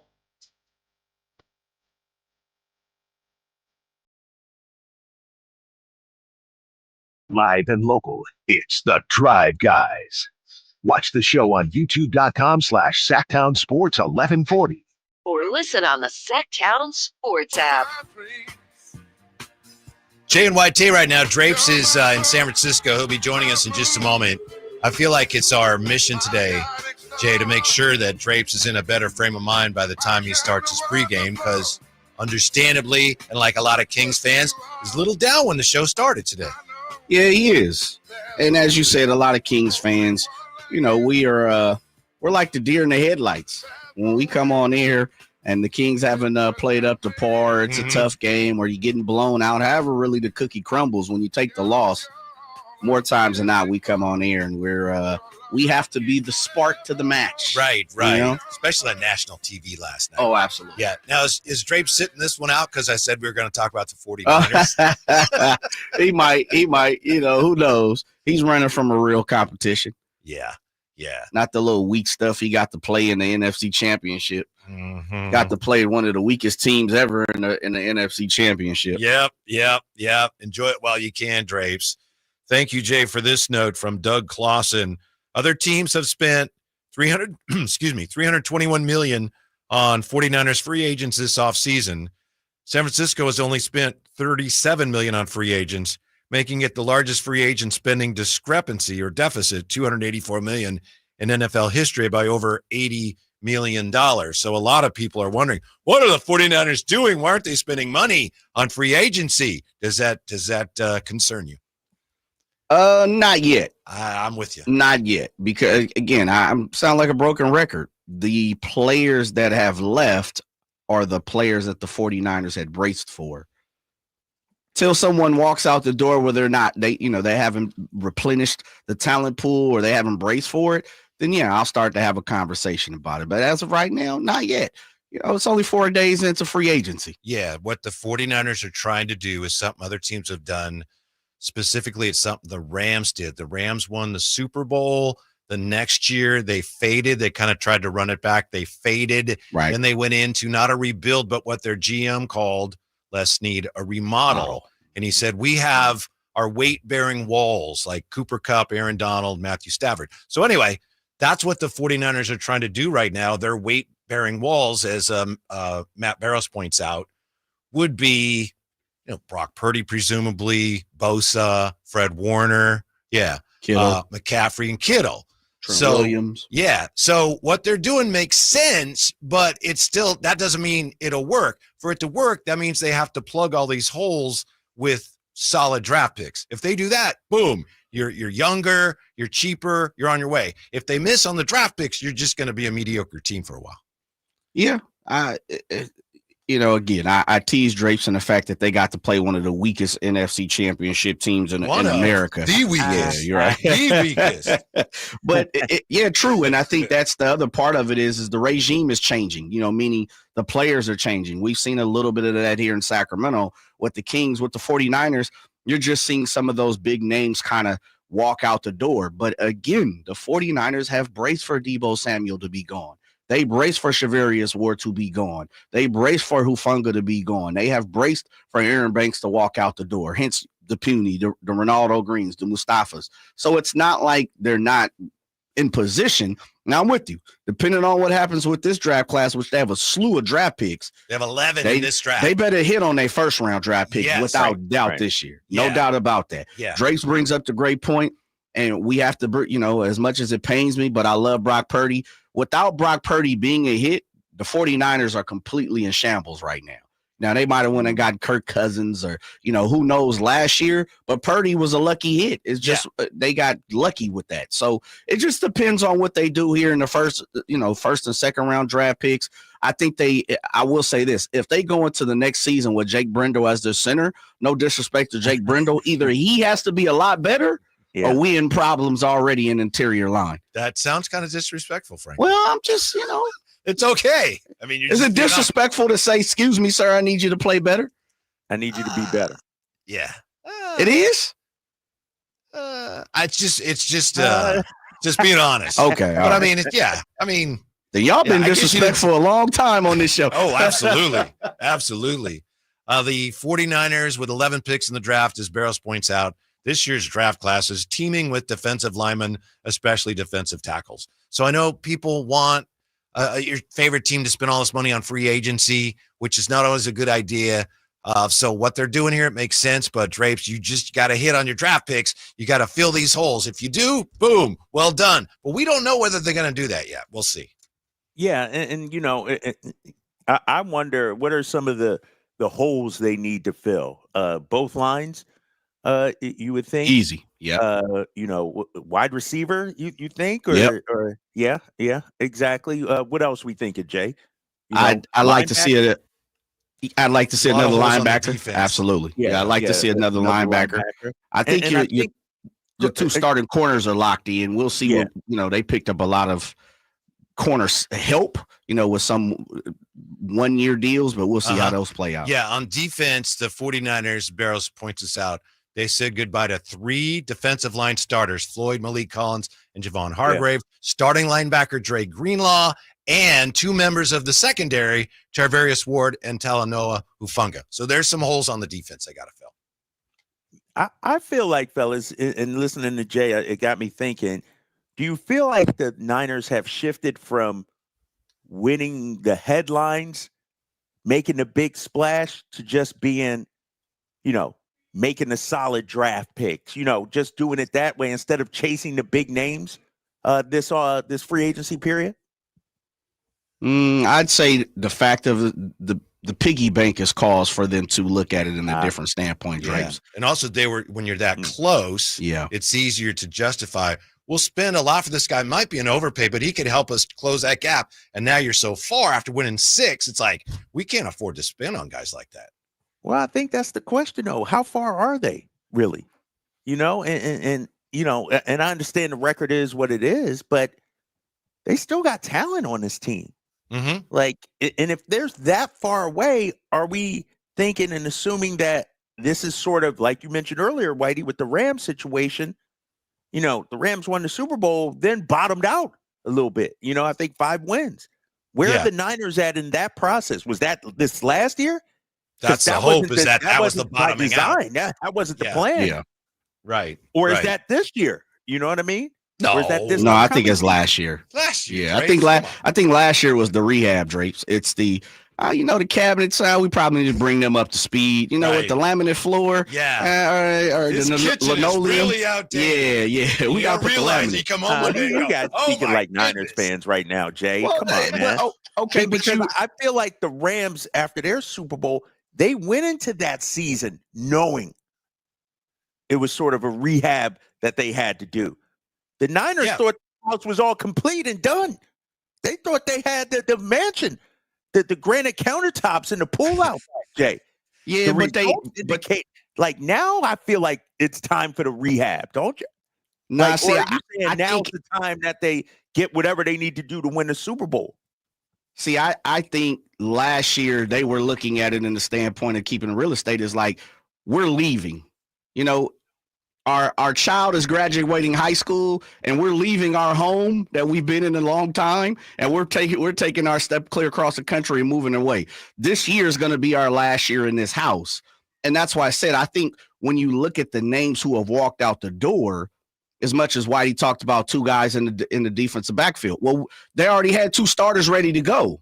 So it's not like they weren't looking ahead. I think last year they just kind of got caught blindly by the injuries and certain things that happened. But I also think this year they knew. And remember, fellas, going into last year, one of the clips we played was Diamador Lenore a couple times, where he said, we all know this is it for us, the way this is constructed now. But next year is going to be different. But we know the Debos, we know, a couple guys like Juice and guys like that are going to walk out the door because they cost too much. Mm-hmm. They just really cost too much. Yeah. What the Rams did, Drapes, and again, Matt Barrows details this expertly. It's really interesting if you want to get a chance to check it out in The Athletic. So the Rams win the Super Bowl, and then the next year they decided, let's run it back. They were terrible, so then they decided they got to get young, which is where the Niners are now. By the time the training camp began the next summer, the Rams had 44 players on the 90-man roster who were either new or rookies, including 26 undrafted rookies. And they've been respectable since then. And, last year, as you know, because they gave your team a little something, they were really good again. So, yeah, it can be done. That's the blueprint. But it doesn't mean that, we'll just bring in new guys and we'll be fine. You have to make sure you get good players in like the Rams did. Yeah, you got to hit on those new guys. Yeah. You got to hit on those. Yeah. Mm-hmm. Yeah. Yeah. And as far as Brock Purdy goes, Jay, that's not a concern, right? I'm not worried about Purdy. Yeah. Purdy's going to get paid. Quarterbacks get paid, man. When you're good, no matter what, you sit out for whatever you want to do, it gets paid. Some are saying McCorkle's going to be, he's going to push Brock. Some have even suggested, I heard Alan saying this today on the Alan Style Show. Some are suggesting, hey, if you're rebuilding, get rid of Brock, don't pay him, and bring in Mac Jones to be your starter. I don't know who said that, but whoever they is, you need to mute them, unfriend them, call them out. Yeah, I don't know what you need to do. I'll do it for you. Just give me their name or their handle. I'll let you know. But I think that speaks to the fact this is not a total rebuild. To say the 49ers are rebuilding, they're really not. It's not a total rebuild. When you rebuild, you get rid of all these guys like Bosa and Warner, all those guys go. And they got rid of some, but they're keeping Kittle, McCaffrey. It's more, it may sound like, nuance here, but it's more a remodel than a rebuild. Buy that, Grapes? No. I hear you on that, but I feel like they got to, and you guys started the conversation. I feel like they got to get to doing something, right? And maybe it is through the draft. Maybe it is, to your point about the finances, not through, some of the big names, because some of the big names are being snatched up off the market right now. It's just, I would say, almost un-49er-like here recently. It is a change, huh? Yeah, change, yeah. Yeah. But if you look at if you really take an in-depth look at their roster, they're pretty much lined up and ready to go on as far as starters. And that's what I'm saying. I think if you look at their holes, there's probably one or two where it's like, okay, they're going to pinpoint that, which is the use check walked out. They got Farrell. Mm-hmm. That's their guy. Mm-hmm. I believe you're going to see somebody on the defensive end or a linebacker and or a left tackle to replace Trent down the road, which Jalen Moore was supposed to be that guy, or you're going to see somebody who's going to be opposite of that at right tackle, or a center. But you can pick a center up in 4th, 5th, 6th round and they start. So I just think if they come to this draft, Drapes, and they say, you know what, we're going to pick for luxury, then I think we have a problem. Their 1st and 2nd round draft pick probably need to be starters on this team. Yeah. I think it's like this, Drapes, to your point. I think Jed York has been taking Kyle, to the toy store and whatever he wants. I want that. I want that. Okay, you've been a good boy. I want that. All right, fine. Now it's like, you haven't done your homework. That is, you haven't won a Super Bowl, so you ain't getting nothing. No, you're not getting any more. You just what your brother had, you'll settle for that. What we have at home, we're not getting you all these new toys. So he's going to have to deal with that. Take away the credit card. Yeah, no, I agree. You go into the thrift store. Yeah, you know what I mean. We not spending all that money. I can't go to KB Toys. Some nice stuff at the dollar store. Dollar Tree. Here we go. Yeah, exactly. Yeah, when we come back, how the Kings game plan worked and still got turned upside down last night with the Drive Guys on Sacktown Sports. Meanwhile, at Xfinity. Okay, huddle up. Do you realize how many fans stream basketball? It's madness. But real fans stream with Xfinity Internet. Totally. We've engineered the fastest connection. With reduced buffering and low lag. 'Cause making streaming better is what we do! Yeah! Yeah! Can we let go now? It's really not a huddle with two people. Switch to Xfinity Internet and stream live sports from the best seat in the house. Bring on the good stuff. Restrictions apply. Not available in all areas. Actual speed vary, not guaranteed. Whitey here reminding you that not all grills are created equal. When buying a new grill, every detail matters. For March, grab a $149 gift with purchase of every new Napoleon Prestige stainless steel grill, including a pizza lover starter kit and much more. More March savings include up to $79 off Rogue models. Napoleon grills are built different, built better, built to last, with a lifetime warranty and premium stainless steel that boasts quality. See how Napoleon will help you achieve the perfect grilling experience. Visit Green Acres Nursery today with your best selection of Napoleon grills and accessories. Capital Casino, conveniently located on 411th North 16th Street in downtown Sacramento. Big savings are back at Folsom Lake Honda, your one-stop Honda shop. New Hondas are piling up, and that means big savings for you. Looking to own or lease? During the spring sales event, drive a brand new Accord or Civic. Visit us today at folsomlakehonda.com, your one-stop Honda shop. As a family-owned and operated dealership since 2009, customer service is our #1 priority. Our customers love doing business with us, and you will too. Folsom Lake Honda, yeah, your one-stop Honda shop.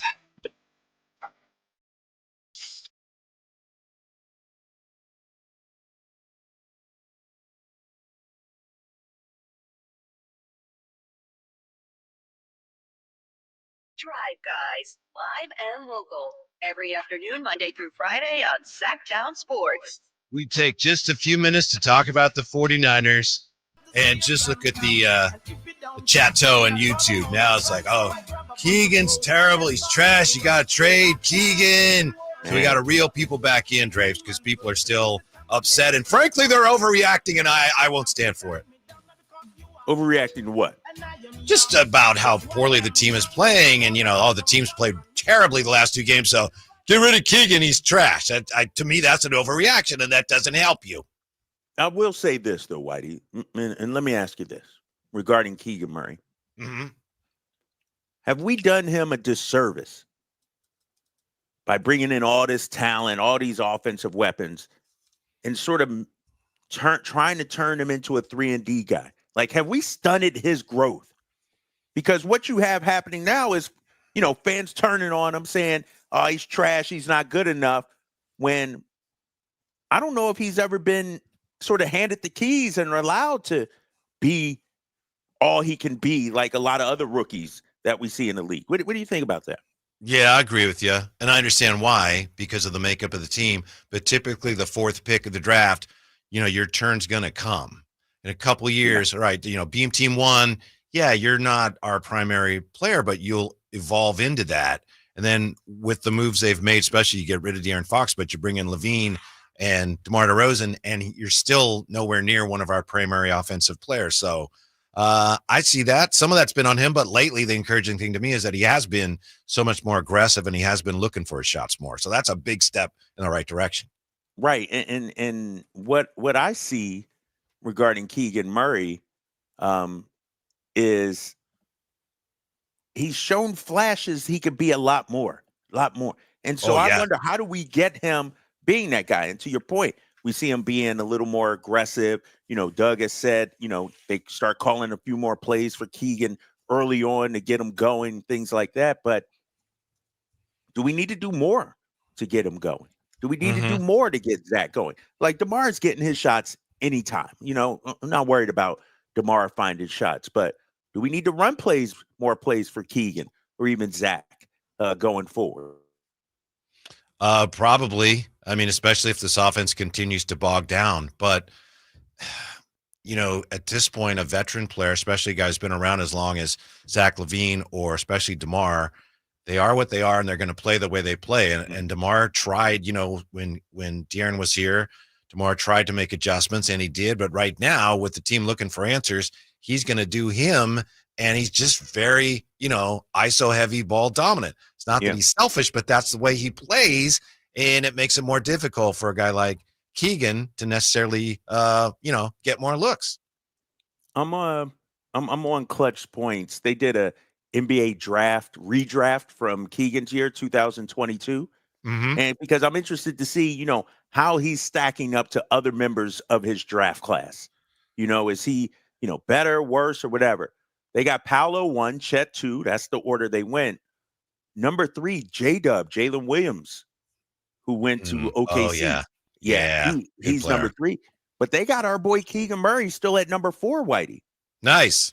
Jabari Smith, Jaden Ivey, Jalen Duren, all these other guys, according to Clutch Points, Keegan Murray is still, where he should be. You know what I mean? Like he's still the 4th best player from that class. And so I'm not going to say, and argue like fans are saying he's trash and everything like that. Do I want him to be better? Do I have higher hopes for him? Yes. But based on that draft class, he's right where, he was selected. He held Steph Curry to how many points last night? 11? Yeah. I say that kind of tongue in cheek, but not everybody agrees, as you say. TR, buddy TR, says, you NBA stupid if you want to keep Keegan, no cap. Wait, wow. Getting rid of Keegan is actually going to solve, just having him here is actually one of the things that's dragging the team down. TR, I just don't. No, it's not. No, and no. You got to tell me who I'm getting in return.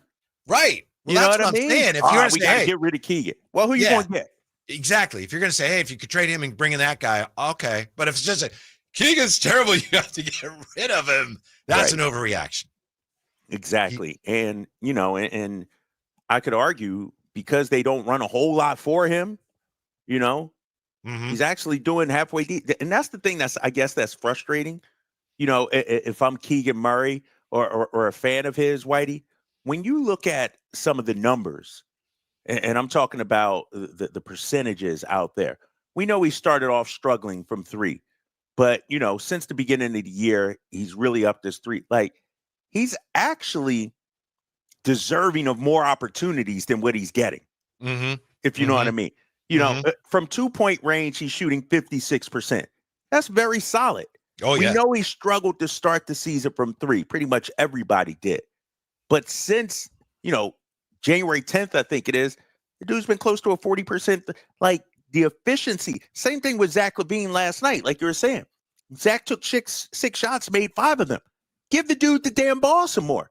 You know what I mean? Like when a guy is cooking and efficient like Keegan, like Zach, these guys got to get more touches. Yeah, Keegan is he's got size. He's a wing. He defends. He's shooting the 3 ball well after a slow start. The last thing this team can afford to do is get rid of guys like that. They don't have nearly enough guys like that. Yeah, on the roster. You're 100% right. Like I think a lot of teams would like a guy like Keegan because what's wind up happening is people are looking at the box score or the points per game average. Yeah, this dude is doing a lot more. Like he locked up Kawhi Leonard a few days ago. Like he's playing the best perimeter per player on the opposing team and trying to fit in and get his scoring numbers. So since January 6th, he's at 38% 3-point percentage. Not bad. Nothing to sneeze about. That's good. You That's know? very good. Yeah. That's pretty solid. That's very good. And so I maintain, and he's at 13 points. He got to get a few more touches. And I feel like, with DeMar, with Malik, with Zach, Domas comes back. Keegan sort of gets lost in the shuffle. And he's the type of player that sort of needs a point guard, or B, a coach that's going, you know what, we're going to run it for you. We're going to run through you. And we haven't seen that a whole lot for Keegan throughout his career. Here's the one thing that we can't overlook about Keegan right now. During a stretch where over the last 2 games especially, it looks like the effort hasn't been what it should be for whatever reason. Drapes, we've had Keegan. He's had a number of like these track down blocks from behind. Down block. Yeah, really impressive stuff. Like, he's one of the guys that's playing his behind off at a time when the rest of the team hasn't been doing that enough. So Keegan's the last guy I'm blaming for these current issues, and he's the last guy, one of the last guys I'd say, yeah, get rid of that guy. The Kings need Keegan going forward. Their issues Keegan's not at the top 5 of their issues right now. Like, I could argue for his role and what they're asking for him to do, he's performing exactly what he's being asked to do, you know, and I'm not going to hate on him for that. Yeah. TR says Keegan is a bust. I don't Dude, know.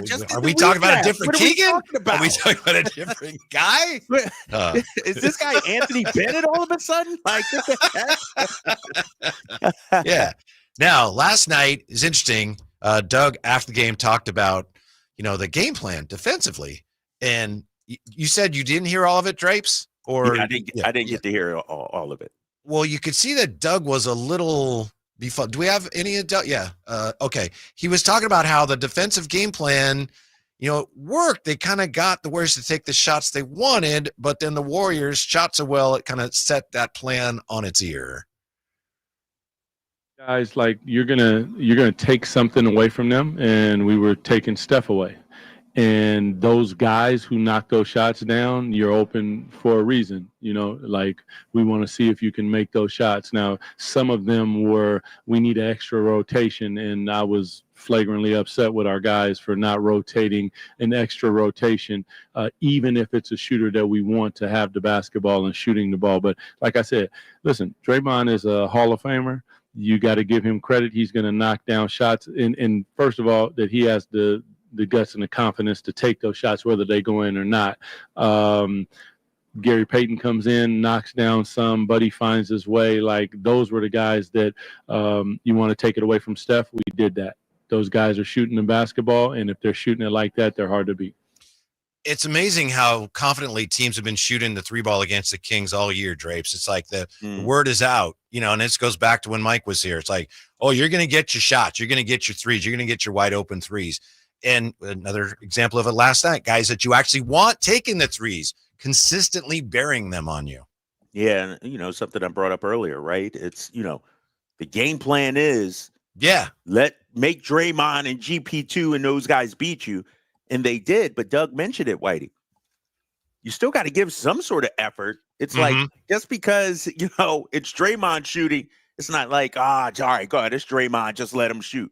No, you still got to, because if you're leaving that to chance like that, you'll have what happens last night. And it's so obvious with the Kings in terms of their shooting defense and 3-point defense. Of course, Draymond is going to have a great night when he hits his first 2 shots, Whitey, hits his first 2 threes. How do we stop these guys from getting that confidence and that swagger and things like that? It's almost too late. If Draymond gets it going, I'm not saying he's going to light you up, but he's capable. We saw it in the postseason a couple of years ago. He had a couple of solid games against us in that playoff series. And so it may be, they followed the game plan, but it's one thing to follow the game plan. It's another thing to follow the game plan for the full 24, like finish out the possession. And I don't feel like we've been doing that lately. In my opinion, DeMar just watches too much on closeout sometimes, going back to, and DeMar's doing a lot of amazing things at the offensive end. Last night, things stabilized offensively when the offense started going through him, and he basically was playing point guard But there's times when the guys are shooting threes from the corner. If he's the closest defender, he's saving his energy for something else. Yeah. I don't know. Yeah. So I'm sure that's one of the things that Doug was unhappy about. Domas to the rescue. Is that what we can expect tonight? We're back with that next Sacktown Sports. Hey, Green Gobbler here. So you've got a clogged drain in your bathroom. Water in the sink's overstaying its welcome. You're spitting today's toothpaste on top of yesterday's toothpaste. You hope that it go away. Yeah, clogs don't just go away. I make them go away. I'm Green Gobbler, the only clog dissolver you need. I'm bleach-free, safe for your pipes, and I work. Guaranteed or your money back. Because I never met a clog that was going to unclog itself. Green Gobbler. Let the gobbler get it. Okay, I have to tell you, I was just looking on eBay where I go for all kinds of things I love, and there it was. That hologram trading card. One of the rarest. The last one I needed for my set. Shiny like the designer handbag of my dreams. One of a kind. eBay had it, and now everyone's asking, ooh, where'd you get your windshield wipers? eBay has all the parts that fit my car. No more annoying. Just beautiful. Whatever you love, find it on eBay. eBay. Things people love. Huge savings now on new 2025 Silverado at the Maida Chevy Silverado Supercenter. Save $11,000 off MSRP after rebates every new Silverado LT Turbo Max with Maida Chevy's exclusive all in-stock pricing. And Maida Chevy has one of the largest selections in the Sacramento area. $11,000 off new Silverado at the Maida Chevy Silverado Supercenter. Now that's big, huge. See them all at MaidaChevy.com. Together, let's drive. Not available with special financing, leasing, some other offers. Made a great deal at Maida. Hello, Sacramento. I'm Emran Plati, owner of True Sports Cards and Collectible Store here in Rockland, California, and the host of the True Sports Cards Show that airs right here on Sacktown Sports 1140 every Saturday from 10 to 11 a.m., where we discuss the latest trends, hottest products, and deliver exclusive interviews with other industry leaders. And don't forget to visit our shop, True Sports Cards, at 6661 Stanford Ranch Road in Rockland and see what we have for all your sports card and memorabilia needs. Sacramento's premier country music festival, Country in the Park, is coming back May 16th and 17th at Cal Expo with Bailey Zimmerman, Billy Currington, Cole Wetzel, Nate Smith, and more. You'll enjoy food trucks, rock walls, and a mechanical bull, line dancing, and more. Single-day GA tickets start at $52 at CITPFest.com. Country in the Park, May 16th and 17th with Paul Mitchell, The School, Sacramento, and Stoney's Rockin' Rodeo. Find out more at CITPFest.com. What's up? We're talking to Chad Hoblet, Hoblet Dodge, Chrysler, Jeep, Ram, and Woodland. Chad, it's Ram Truck Month. The sales event's going on right now, and I know that means heavy discounts. It's not just a discount. It's big discounts on hard-to-find Ram heavy duties. Right now, save up to $16,000 off MSRP on remaining new 2024 Ram 2500 and 3500 heavy duties. When you need a hard-to-find truck, Hoblet has it, with over 500 new Rams available. Just one of the many reasons Hoblet always ranks as one of the biggest and best Ram dealers in all of America. And we are proud of that. But we don't just sell Rams. You have to check out the Hoblet Certified Pre-Owned Supercenter with 200 vehicles available and 30 under $20,000. Search, select, and save through their whole inventory at HobletDodge.com. Unbeatable prices, unbeatable selection. Nobody beats Hoblet, period. 16,000 total net savings after 71.29 factory rebates and 88.71 dealer discounts. Rebates include 500 first responder bonus cash for eligible first responders and 66.29 West BC standalone 10% below MSRP. 5 vehicles at this net savings. Sample VIN 316786. Not everyone will qualify for all rebates. See dealer for details. I feel so alone. I'm embarrassed to talk about it. How can I help my kid if I can't help myself? I can't remember when I wasn't stressed. I don't want to. When you feel overwhelmed by your thoughts and emotions, it's okay to get help. You are not alone.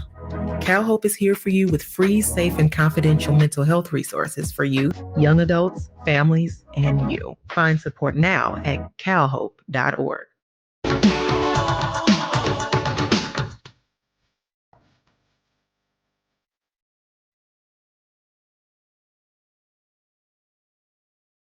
The only station in Sacramento giving you local sports coverage from 6 a.m. to 6 p.m. Monday through Friday. Sacktown Sports. Kings and Suns tonight. Kings hopefully turning this thing around. Hopefully Domas back tonight. Kyle Draper is confident. We don't have the official word yet. Domas still listed as questionable, but Kyle Draper figures there's a good chance he'll be back tonight, right, Kyle? Yeah, that's my gut feeling. Yeah. That's based on him practicing fully on Wednesday, back to back here. Warriors play a smaller, quicker style. Maybe you don't bring them back for that game. Phoenix got a couple of bigs and Richards and Plumlee, and so yeah, maybe you bring them back tonight. Maybe you bring them back tonight. He seemed to be having a good time last night. To be honest, at one point in that first quarter, they showed him on the bench and he was laughing, and I was yelling at the TV. You know what the score is? Why are you laughing? But I get it. There's other things going on. So I'm just looking here, Drapes. The offensive late, for all the issues they're having defensively, the offensive late for the Kings, when they had that 4-game winning streak, they scored 130, 118, 113, 122.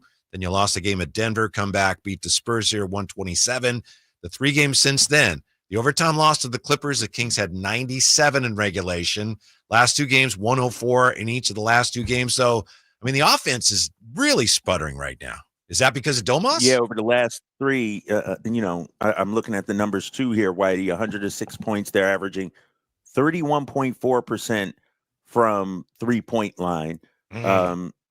23 assists. Obviously you want to be close to 30 out there. And then you look at it defensively, the last 3 games, they're giving up 54.7% from 3-point range.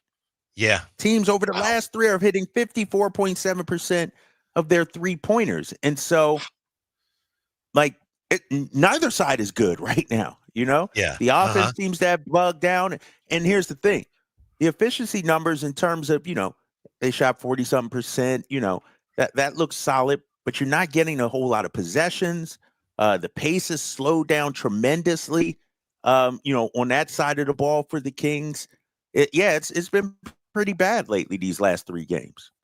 The Kings struggled so much last night that Kings fans can't even blame the officiating, which is one of our favorite things to do around here after a loss. You can't even play that card after last night. The free throws were pretty even.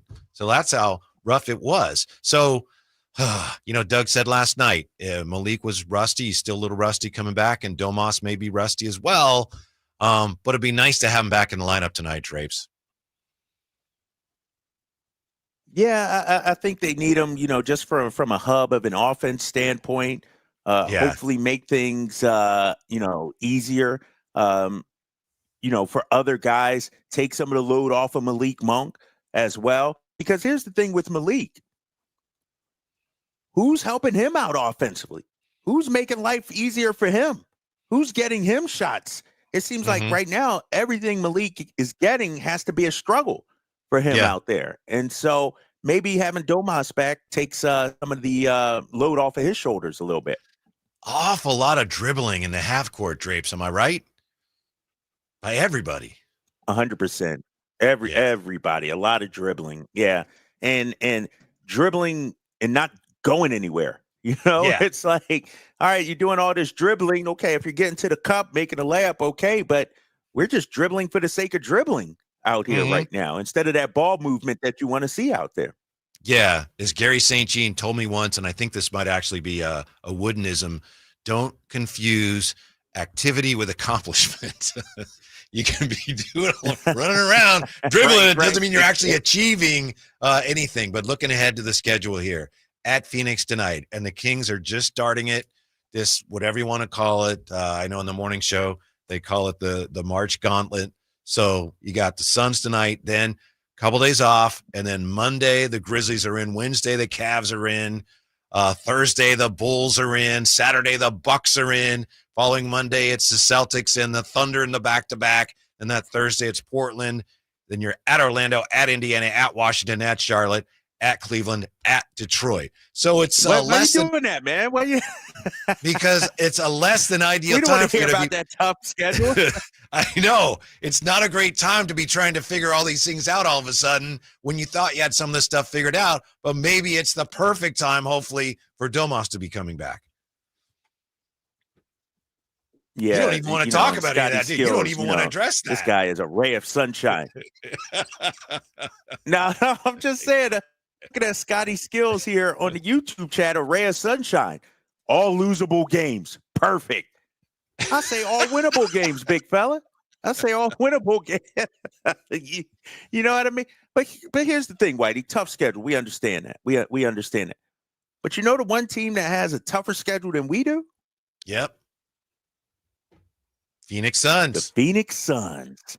So as bad as it is, at least we ain't the Suns, you know? And it would be a colossal failure, a collapse if we don't make the play-in. Whether it's 9 seed, 10 seed, whatever it may be, we have the inside track more so than the team we're facing tonight. Yeah. So right now you're 3.5 up on the Suns, right? I know yesterday I looked at this wrong and you had to correct me. You're 3.5 up on the Phoenix Suns. You're 9th and they're 11th. Right. So they almost have to beat you both times they play you. So if you a win tonight, and like you say, the Kings should be in there. A win tonight goes a long ways towards making it so you don't have to worry about missing the play-in completely. Right. That would push it to 4.5. Yeah. 5 in the loss column, Whitey. Yeah. 5 games in the loss column. And I understand we got a tough schedule and everything like that. But you talk about must wins. We got to win this one tonight. We have to win this one tonight. Yeah. The best they could do is end up, if they won the rest of their games, if Phoenix ran the table, they'd be at 46. That's if they win every game. So you should we got to be at least 9th though, right? If we end up 10th, and we'll say all the right things and, you got a chance, but you got to at least end up 9th, Drapes. Am I right? No, 100%. Because if you wind up 10th, that means a Mavericks team without Anthony Davis, Kyrie somehow got past you. Now that would be tough to swallow. Or a Phoenix team that's been terrible the entire season somehow surpassed you. 9th at worst. 7, 8 obviously is going to be a tall task to get, but you got to at least be 9th. What do you think of this? We hear this a lot. This is somebody didn't put their name on it on the text line. Here's hoping the Chicago Bulls West show up tonight against the Suns. It's been kind of a derogatory term for the Kings since they got LaVine and DeRozan. Chicago Bulls West, Drapes. When I hear that to me means DeRozan and LaVine are cooking tonight. They're outplaying Durant and Booker tonight. Like, I need to see the best from those guys tonight, and why not 35 for Zach, 30 for DeMar, and then somebody else stepping up as well. And hopefully, like I said, Domas it gets out there tonight. We'll find out here shortly on the up-to-date injury report. I'm going to check it right now. It just came out a couple of seconds ago, Whitey, the injury report. Right now, Domas and Trey Lyles still listed as questionable. So no update. Grayson Allen is doubtful tonight. Monte Morris, doubtful. Nick Richards, questionable as well for the Phoenix Suns. Okay. Yeah, it's hard to figure. You have to give the Warriors some credit for their defensive game plan, but Valanciunas played 14 minutes and got 7 shots, and Zach LaVine played 32 minutes and only shot the ball 6 times and made 5. It's a strange one, Drapes. Just I think another symptom of how this offense is, for whatever reason, it's just not really working the way it should. It's not producing the shots that it should be producing. Right, and that's the thing. Ideally, Zach is one of our 1 or 2 best players, especially offensively. He can't be a role player out there unless everybody else is just clicking and hitting. Then. But in the game when you need his scoring, when Malik is struggling to find the shot and Keegan is struggling to find the shot, Zach LaVine can't be a decoy. When you're a decoy like Steph Curry and Jimmy Butler, it did last night, that opens up for everybody else. The Warriors hit their shots. So it's okay to be a decoy, Steph Curry, when you got Draymond going off for 23. We got Buddy Hield knocking down threes, GP2.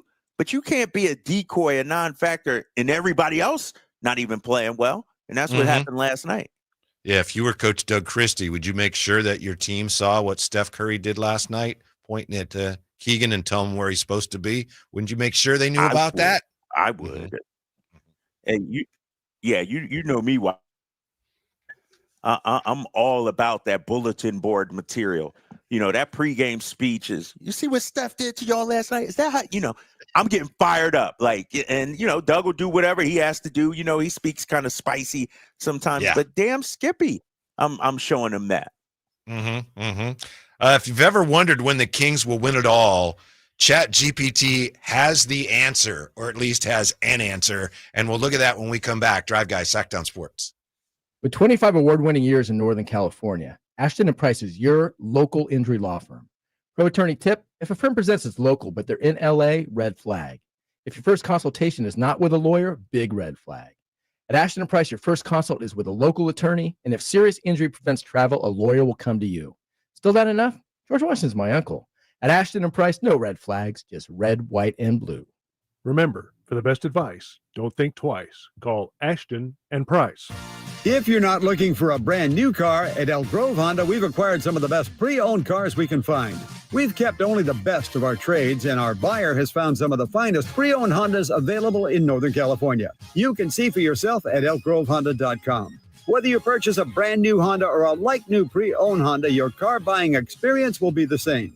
We have the right Honda at the right price. You'll find us in the Elk Grove Auto Mall, Highway 99 and Elk Grove Boulevard. I gotta get an Elk Grove Honda. Something amazing is happening. Technology is working harder, faster, and more reliably. It's delivering results that work. But who makes technology work? CDW. We're a full-service technology solutions provider, advising our clients and designing customized solutions so they can reach their goals and do amazing things. CDW. Make amazing happen. Find out more at cdw.com. Hey, fellow Gen Xers, it's Elizabeth Banks. Big news. The recommended age for pneumococcal pneumonia vaccination has been lowered to 50 and older, even if you're healthy. It's up to us to lead the charge. After all, we gave the world the internet. We're trailblazers. Let's lead the way again because we are at over 6 times greater risk for pneumococcal pneumonia. Gen X, this is our shot. Head to vaxassist.com and schedule today. That's vaxassist.com. Sponsored by Pfizer. T-Mobile home internet is all about speed, value. What you doing, Zach? I'm cursing. There are so many benefits. You got to talk fast. T-Mobile home internet ranks #1 in customer satisfaction for home wireless internet by J.D. Power. Wow, you are good. Try singing it. T-Mobile has price lock. They won't raise your rate on internet. Hulu and Paramount Plus on them. Get T-Mobile home internet all in for just $55 a month with auto pay and any postpaid voice line. Additional terms apply. For J.D. Power 2024 award information, visit jdpower.com/awards. With Progressive's collision coverage, my family gets up to $1,000 for vet bills if I'm injured in a car accident. And that makes this Chihuahua really feel like part of the family. What's that? I don't sound like a Chihuahua? Oh, I'm sorry. What exactly am I supposed to sound like? I guess all Chihuahuas are high-strung, riding around in expensive designer purses. Actually, I prefer riding in cars. So I appreciate that my family protects me with Progressive's pet collision coverage. Okay, maybe I am a little high-strung. Progressive Casualty Insurance Company and affiliates. Not available in all states. Coverage for dogs and cats is included with the purchase of collision coverage and is subject to policy terms. Hey, it's Carmichael Dave for my good friends at American Energy. It's cold, and American Energy wants you to stay warm and make sure your system's operating safely. Here's the deal. A $49 tune-up inspection, which is regularly $119. That's a full safety and duct inspection. But guess what? If your system's over 10 years old, the tune-up is on them. That's right. It's free. Give them a call right now. $50 off your first recommended repair. And if you need a new furnace, half off the price of a new unit. Oh, by the way, breaking news, they're hiring right now. Here's the deal. They'll train you, full benefits, generous incentive-based pay. Just call today for more details at 916-520-9990. That's 916-520-9990. Not only great deals from American Energy, but possibly a new career for you. Check them out at theaeway.com for an instant quote and tell them Carmichael Dave sent you. Call 916-520-9990 now. At Kids Care Dental and Orthodontics, we provide anxiety-free dental care from first tooth through teens to ensure your child's dental health journey is all smiles. We've created a fun, kid-friendly dental experience that will put your child at ease, and you'll be smiling too. We accept most insurance options, and we have convenient hours, including Saturdays. At Kids Care, we care about creating fearless smiles for the whole family. Kids Care Dental is now offering sensory-friendly hours at select locations. For more info and to book your appointment, go to kidscaredental.com and discover why more families in Sacramento trust us with their kids' smiles.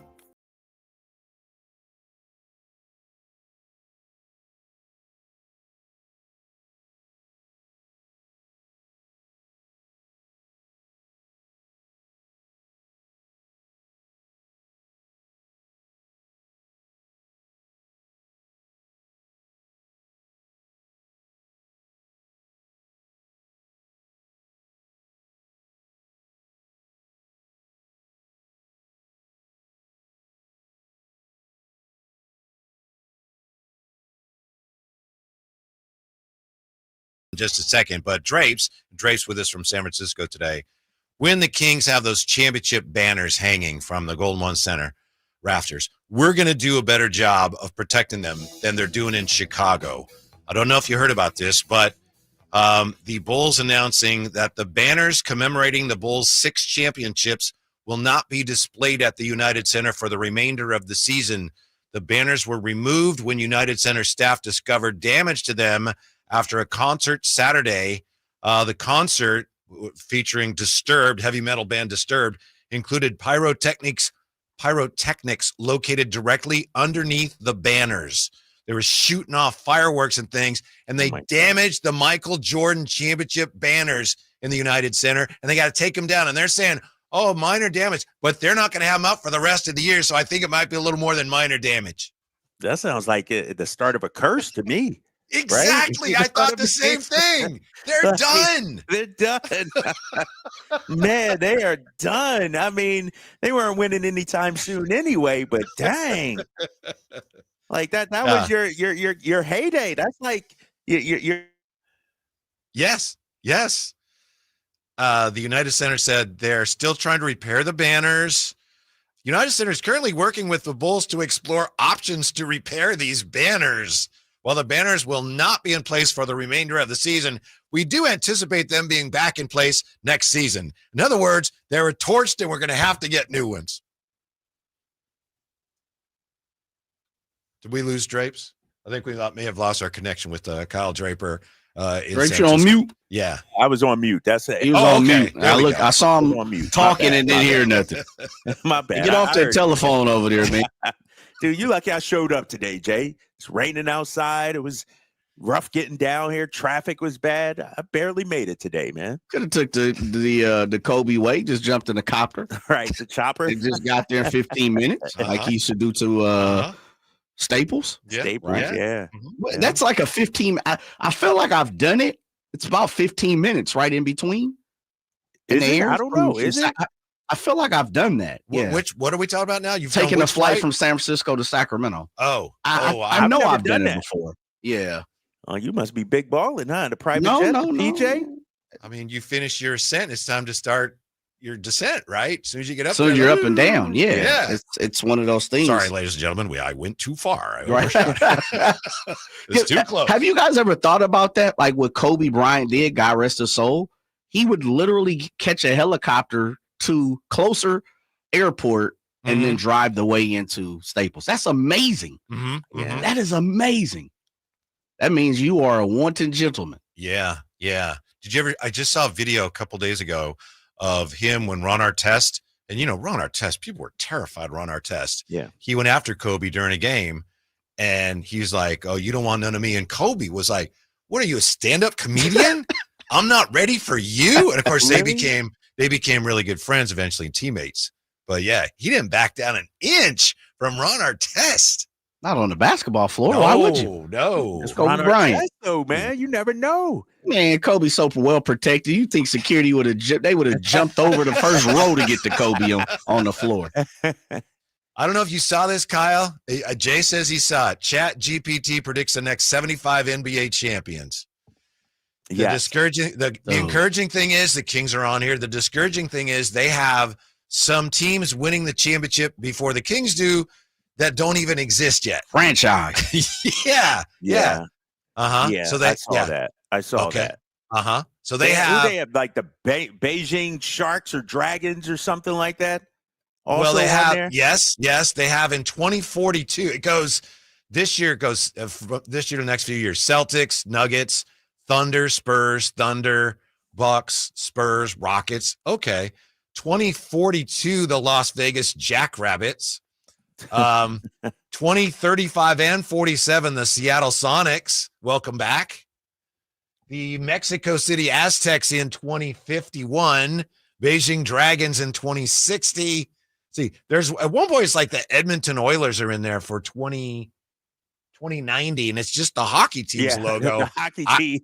I don't know what that means, but and I know Dave was talking about this today, but yeah, they have the Kings 2084. I'll be 100 on the dot, baby. Champions. Yeah. Triple digits for me, fellas. Yeah, that's encouraging. San Diego Waves, by the way, 2054. And how about this? Yeah. Yep. San Diego got a team? They will in 2054, according to ChatGPT. Yeah. Oh, my gosh. I was looking. I don't see no Philadelphia 76ers. Like, how bad you got to be when you're an iconic franchise like the Sixers? Right. And you're not even listed on there. Like, at least we're not as bad as them, but we got to wait 60 years or so before our next championship. Patience. Monty's going to draft well between now and then. Right. I don't see the Clippers on here at all either. Memphis isn't on there till 2098. I had missed it. The Sixers are not on there. And they also have the Bulls here, 2101. But I think, after the debacle with the championship banners, they don't have any chance now. They can take them off of there. So, dude, they got the Brooklyn Nets on there several times before us. Yeah. Jeez. Yeah. At least we're on there. It's pretty bad, man. I wonder too, like, because I'm looking, OKC, they got 3, 4, 5 of the next 16, I think it is, something like that. I'm like, damn, are they the new dynasty? OKC? Yeah, they got them in 27, 29, 36, 39, and 40. So a string of championships there for the Oklahoma City Thunder. It's hard to imagine that. I don't think the Drive guys will still be on the air in 2084, but if we are, that we're going to be there for all the games of the finals. We'll be bringing you exclusive coverage. Right. What you said is 100%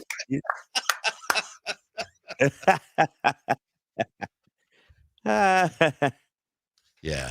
I think it just make a run. Deep playoff run. Deep playoff run's good enough. Quick. Yeah. Yeah, real quick. Word on the street is the team is preparing for JV to be the starter tonight, but there is a chance Domas plays. There is a chance Domas is back. But the prep work going in was about JV lining up at that starting 5 spot, but Domas is still a possibility as of right now. What do you think that means? I don't know if that moves the needle at all on anything, but because what they do during shoot around is they throw up the starters and the matchups and everything like that. And so I'm hearing that, it's looking like JV, but Domas still is a possibility. Still a possibility. Okay. So you think that probably means they're still not sure. He's still got to test it tonight before they know for sure. Yeah. That's what it sounds like. Do you bring him off the bench though if he comes back? Nah. There's no way, right? Heck, we threw Malik in there just to, you know what I mean? Like as soon as he came back, I can't see us bringing him off the bench. Maybe in spurts, sort of like they did with Kuminga yesterday at Golden State, little segments, 4 or 5 minutes here or there. But I got to imagine he's going to start if he plays. Yeah, there's one area in particular in which I hope and think Domas could really help the Kings. And we're right back with that next. Drive guys with you. Get ready for the Kings and the Suns on Sacktown Sports. This is the story of the one. As a quality technician in a food processing center, she knows that making the right call is the best way to avoid a recall. That's why she trusts Grainger's world-class supply chain to deliver the high-quality supplies she needs to help keep her production line, her equipment, and her customers happy and healthy. Call 1-800-GRAINGER, click Grainger.com, or just stop by. Grainger, for the ones who get it done. Everyone has a past, but what happens if you've made mistakes and made good on that past, but it keeps following you? Are you looking for an attorney to erase past records and restore your rights? Maybe even restore your gun rights? Do you need a reputable criminal defense attorney who knows even good people make bad mistakes? Well, the attorneys at Gonzalez Law Office are here to help. Find Gonzalez Law Office online at sacklegaldefense.com or call them at 916-304-9187. We don't settle for less, and neither should you. Get ready, NorCal. The Lodi Beer Festival and State Barbecue Championship is back Saturday, April 26th at the Lodi Great Festival grounds. With craft beers from over 50 breweries, there will be something for everyone. Check out all the vendors, play some cornhole, and dance to the live band. Plus, watch over 30 barbecue teams battle it out for top prizes. Tickets are $40 in advance, $50 at the door, with exclusive VIP tickets available. Get yours now at greatfestival.com. Must be 21 and older to attend. Lodi Beer Fest, where great beer meets legendary barbecue. Meanwhile at Xfinity. Okay, huddle up. Do you realize how many fans stream basketball? It's madness. But real fans stream with Xfinity Internet. Totally. We've engineered the fastest connection. With reduced buffering and low lag. 'Cause making streaming better is what we do! Yeah! Yeah! Can we let go now? It's really not a huddle with two people. Switch to Xfinity Internet and stream live sports from the best seat in the house. Bring on the good stuff. Restrictions apply. Not available in all areas. Actual speed vary. Not guaranteed. Hey, everybody, it's your boy Kyle Draper. You know, I still remember the first car I ever owned. It was sweet. It was cherry red, but it didn't quite run the way that I wanted. It would make a funny sound like something like that when I was driving, and eventually I had to get rid of it. But I tell you what, I wish I knew the fine people at Mercedes-Benz of Stockton back then. You know, their service department is first class, and they accept most extended warranties no matter where you purchase your vehicle. Their service department, those technicians out there, they're super experienced, more than 224 years. Plus, they treat you fairly. The price is fair. They treat you like your family. So schedule your service today at Mercedes-Benz of Stockton. It's just a short drive right off I-5, or of course, you can go online anytime at mbfstockton.com to schedule your service today and tell them Drape sent you. Hey, Green Gobbler here. So you've got a clogged drain in your bathroom. Water in the sink's overstaying its welcome. You're spitting today's toothpaste on top of yesterday's toothpaste. You hope that it go away. Yeah, clogs don't just go away. I make them go away. I'm Green Gobbler, the only clog dissolver you need. I'm bleach-free, safe for your pipes, and I work. Guaranteed or your money back. Because I never met a clog that was going to unclog itself. Green Gobbler. Let the gobbler get it. Workdays can be unpredictable, but your workwear shouldn't be. With a Cintas Apparel Plus program, you'll have freshly laundered garments for everyone on your team delivered every week. Cintas has workwear for just about any job imaginable, with high-performance fabrics and an uncompromising fit that stretches and moves with you. Don't leave looking and feeling good to chance. Visit Cintas.com. Oh, I'm ready! And get ready for the workday. Welcome to Staples. I hear Staples prints it all for any business. You bet, and we'll beat any print quote. So if I had a pizza place... Staples can print signs, menus, pizza boxes. A landscaping business? Oh, we can print yard signs, t-shirts, brochures. How about a pizza/landscaping business? I'll call it Dough and Mo. I like it. Right now at Staples, get up to $250 off your print purchase. Ends 4/5 exclusions apply. Visit staples.com/print for offer details. Price match guarantee valid in store and staples.com/print. Visit staples.com/price match for details. When it comes to great deals on tax prep, Jackson Hewitt isn't holding back, and neither is this commercial. Their offer is so big, it has to be said with Reverb, expert tax prep for $149 or less. It's a deal so spectacular, it needs a symphony, some explosions, and a clock ticking, because this offer $149 or less. And soon, one expert tax prep for $149 or less. Try Jackson Hewitt today and save. Whew. Limited time offer for new clients on federal returns. Participating locations open. Terms at jacksonhewitt.com/149. KHD1 Sacramento, KYMX HD3 Sacramento. From the Power Business Technology Toshiba Studios. This is Sacktown Sports 1140.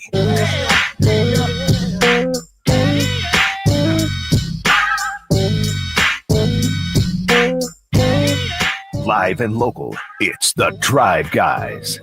Watch the show on youtube.com/Sacktown Sports 1140. Or listen on the Sacktown Sports app. We take you up to 5:30 in game night tonight. High Flyer and Scott Marsh will get you ready for the Kings and the Suns. So the LeBron of the station, Kyle Draper in San Francisco, getting ready for his TV duties. Meanwhile, Drapes, Jay, the LeBron of the stations in San Francisco, there's a rumor going around that the actual LeBron is going to be in Sacramento tonight. Have you guys heard about that one? Yeah, I just looked it up. You know, is Bryce James Yeah. LeBron's son, Sierra Canyon, playing Lincoln. Give me Lincoln tonight. I'll take Lincoln. Attaboy, Jay. Yeah, give me Lincoln. Shouts out to the 209 Lincoln and Stockton. Yeah. What do you think, Yeah, Jay? you think gonna slide by? You know? Yeah, I don't know, man. I'm daughter free tonight, so I might jump on over there, check them out. I know Jesuit, I believe, plays tomorrow, which, you know, Sacramento. It's good basketball this weekend, as it's been over the last couple of weeks too. You've been watching a lot of it, haven't you? Yeah, I'm tied in, man. Yeah. I'm definitely tied in. Got a bunch of friends who coach. I got a couple nephews down. One in Modesto Christian. Got daughters over at Christian Brothers. You know, so I've been tied in for the last 2 or 3 weeks. If you're there and LeBron's there, can you try to get him on the show next week? Sure, no doubt, I got you. Right.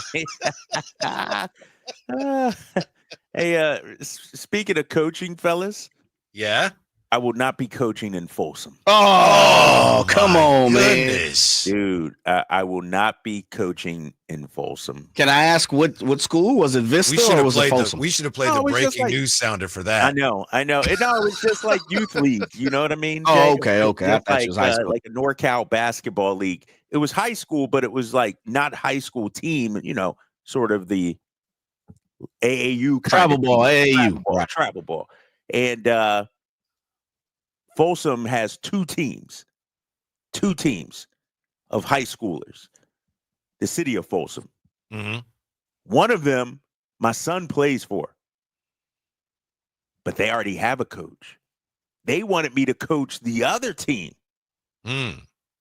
which I would have done if my son knew any of those players, but he don't know any of those players.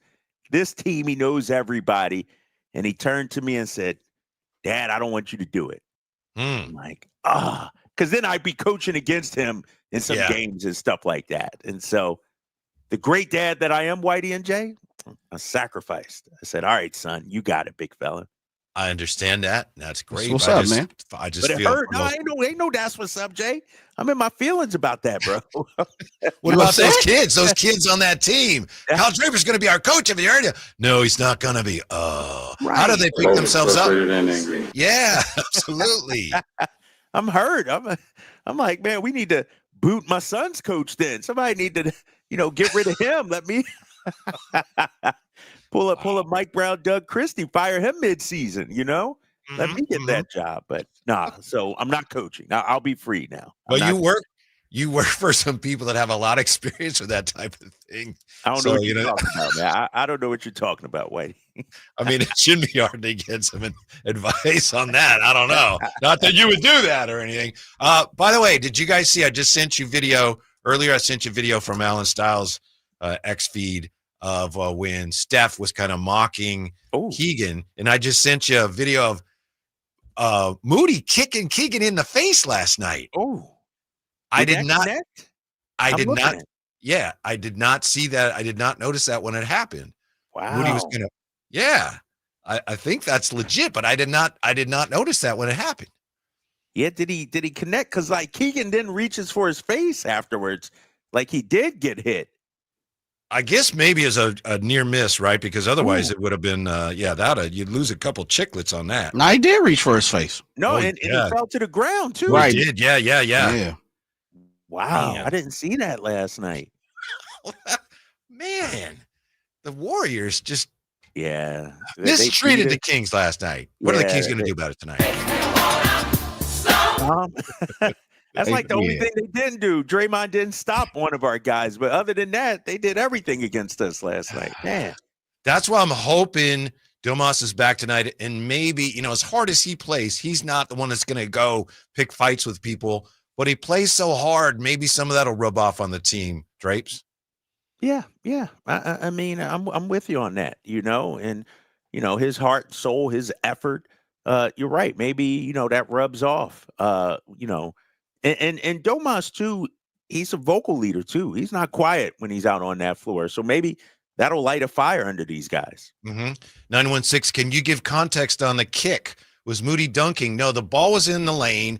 And, Keegan's guarding Steph, who was behind Keegan along the baseline. So you got Keegan between Steph on the baseline and Moody, who comes into the lane, and he kind of flops and loses the ball. And as he tilts to one side, one of his right leg just kind of flies up in the air like he's half falling over, and he happens to connect with Keegan right in the jaw. Caught him there right in the jaw. So I didn't even notice that when it happened. And he went down too. Like, that's the thing. Yeah. It caught him, and he reached for his chin and then fell to the ground. And that wasn't even reviewed or anything. Yeah, that's interesting. Mm-hmm. How about Draymond last night?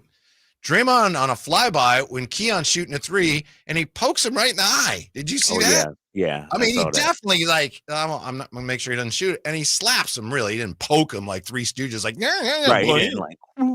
But he smacked him in the face. Insult to injury, Whitey. Review that. Can we review that, Drapes? Dog, hey, what they say? The aggressive team gets the calls. The aggressor. I guess so. I guess so. Was that kind of night? Yeah. No more of that tonight. Yeah. 339-1140, 1-800-920-1140. Javier standing by. What's on your mind, Javier? How are you? How you doing, Mr. Paper? Good. It's just doom and gloom.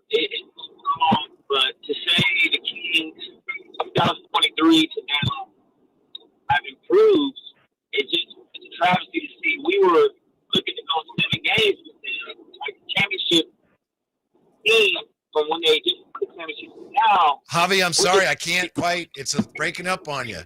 Yeah. Take it off the speaker. Yeah, if you would, because it sounds like can you hear me? Yeah. Yes. Yeah. Okay, like I said, we went 7 games with them, and now we're over here trying to get wins against the Phoenix Suns, who are the biggest letdown in the league, and we're trying to go for the 19 2 times over.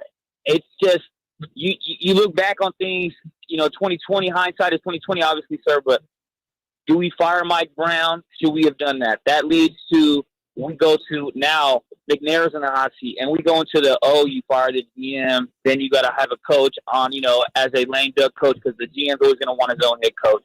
And then the whole Mike Brown, the organization has to be on the same X and Y axis, from the management, the ownership, the management, the coaches, and the players. What happened to that? And it's just so it makes it. I'm a Kings fan and a Warriors fan, but I'm a Warrior fan. Say, this is why you shouldn't like the Kings, because look at what's happening. That 2023 team was an anomaly. All that was for nothing. It was all fool's gold. And I'm like, how does like for example, Zach LaVine has a turnover last night, and he lets Buddy Hield steal the ball and doesn't even hustle back on defense. If I'm a leader, I'm putting my foot in his ass, and nobody's putting any leadership to change that lack of defensive intensity when it's the more or less a must-win game. And LaVine's a nice player, but how come nobody's over here shouting in his face like, what are you doing? Good question, Javi. Thank you for the call. It's a play that stood out for a lot of people. I hope that something behind closed doors is mentioned there. I don't know, Drapes, but clearly that was one of the most discouraging plays of the night from the standpoint of a Kings fan. No, you're right. He got picked, right at midcourt or so, close to it, and then Buddy goes down, and I sense the frustration in Javier's voice, and I get it, Kings fans. It's frustrating because I think it's frustrating because this team should be better. This is a better roster, Javi, than what we had a couple of years ago. I don't care about the results, 48 wins. You placed that team 2 years ago in the Western Conference current day, I don't know if it's a 48-win team. You know what I mean? I don't know if they achieved what they achieved that year. This team should be better. It's probably the deepest roster we've had in a number of years. I can't remember the last time, we had easily 3 guys, 4 guys maybe that you can count on night in and night out. That's the frustrating part, I think, from fans. If the roster was trash, I think we could expect trash results. But the fact that we got a future Hall of Famer, we got an All-NBA guy, we got a guy that scores 24 points per game, and we still haven't figured it out, that's where the frustration, I think, comes in. Yep, we'll get back to the phones also. Tell you what the Kings and the Suns have in common when it comes to the whole rebuild question. Next with the Drive Guys on Sacktown Sports. Hi, I'm Justin Gingery. One of the most common questions I receive is what makes us different from other law firms. At Gingery, Hammer & Associates, we handle your case from beginning to end. Whether your case reaches a settlement, whether we need to file suit, or even take it all the way to trial, we will be with you along the entire way And because we are committed to you and your case, we are as invested as you are in making sure you get the outcome you deserve. If you have an injury, just call Gingery. When the stakes are high, everybody needs a big-time closer. Especially true when it comes to your garage door, and that's why I, Whitey Gleason, proudly recommend National Garage Door. Whether you're looking to repair an existing door, get a brand new one installed like we did, 916-638-4554, you need National Garage Door. Family-owned and operated, been around since 1974. And the reason they've been around so long is because service is their number one priority. National Garage Door, as I've been telling you, and this is big. They're the region's BSC, the broken spring experts. The styles, prices, quality of the new doors going to surprise you. I was surprised in the showroom just looking around. Wow, there's a lot of different garage doors they have now. Our garage door made it clear that it was on its way out. And we kind of just dealt with it for a while. I was like, oh, we'll just go out the front door. We'll just go out the side door. Then we called National Garage Door, and they said, we could probably fix that one, the one you have. We said, what else could you do? And we went with a new garage door, and it's great. It's improved our everyday living. National Garage Door sells quality Rainer branded garage doors. They offer sales. They offer service. They offer installation on all residential and commercial doors and operators. So if you have garage door needs, the old one's coming apart, maybe just needs a tune-up, thinking about improving your curb appeal, let National Garage Door come through for you in the clutch and be your big-time closer. 916-638-4554. That's National Garage Door. What's up? We're talking to Chad Hoblet of Hoblet Dodge Chrysler Jeep Ram in Woodland. Well, it's the Ram Truck Month Sales Event, and I know that means discounts. Right now, you can save up to $17,500 off MSRP on new 2025 Ram 1500 Bighorn Crew Cab 4x4s. And we don't just have a few Rams. We have Northern California's biggest selection with over 500 new Rams available. It's the big city savings with the small town customer service. Exactly. When you shop at Hoblet, you become part of the family. Plus, we don't just have big savings on Ram trucks. We have almost 200 vehicles at the Hoblet Certified Pre-Owned Supercenter and over 30 under $20,000. Search, select, and save through their whole inventory at HobletDodge.com. Unbeatable prices, unbeatable selection. Nobody beats Hoblet, period. $17,500 total net savings after $10,500 factory rebates and $7,000 dealer discounts. Rebates include $2,000 Chrysler Capital bonus cash. Must finance through Chrysler Capital. $1,500 National Conquest dealer cash. Must currently own or lease a Ford, Chevy, or GMC brand vehicle. And $500 on-the-job upfit. Must show 500 plus eligible upfit. 5 of this net savings. Sample VIN 684-262. See dealer for details. All guests come to you from the Folsom Lake Honda hotline. Folsom Lake Honda, your one-stop.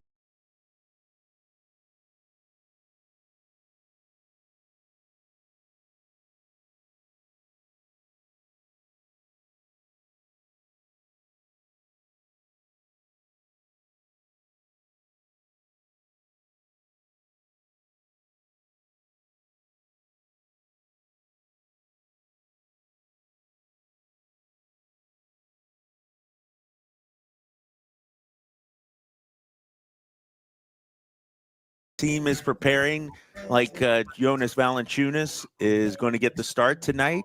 There is still a chance Domas plays. I would imagine he's a game time decision. I'm still of the belief, despite everything how they're preparing, I do think there's still a good shot Domas plays. But as of this morning, the team was preparing for JV as the starting center. Okay. Speaking of Domas, I want to say thanks to Pat Still from our country station here, KNCI. He, a couple days ago, gave me a Domas bobblehead, which is very nice. Oh, sweet. My grandson, Kenji, he has I don't know if he loves bobbleheads, but when he comes over, I show him my Kings bobbleheads. And the first time I showed him, he's just staring at him. And I took one and Keon Clark or somebody, and I brought it up to him, and he started to move his head away like, what is that? But, I showed him all. I showed him how the heads, moving everything. So he loves to just go in and look at him, and he points at him, and I bring Brad Miller down, and he pops it on the head. He's just fascinated by him. I don't think he has any ideas like, what? Why is there a little miniature person with a springy head? But anyway, thanks to Pat Still. Why? How many do you have? How many bobbleheads do you have? I have a lot. Way back when, Drapes, around 2003 or 4, Carl's Jr. would have the Kings bobbleheads. Okay. And they'd have one a week, and then you'd have like 4, and then you'd also have the stand.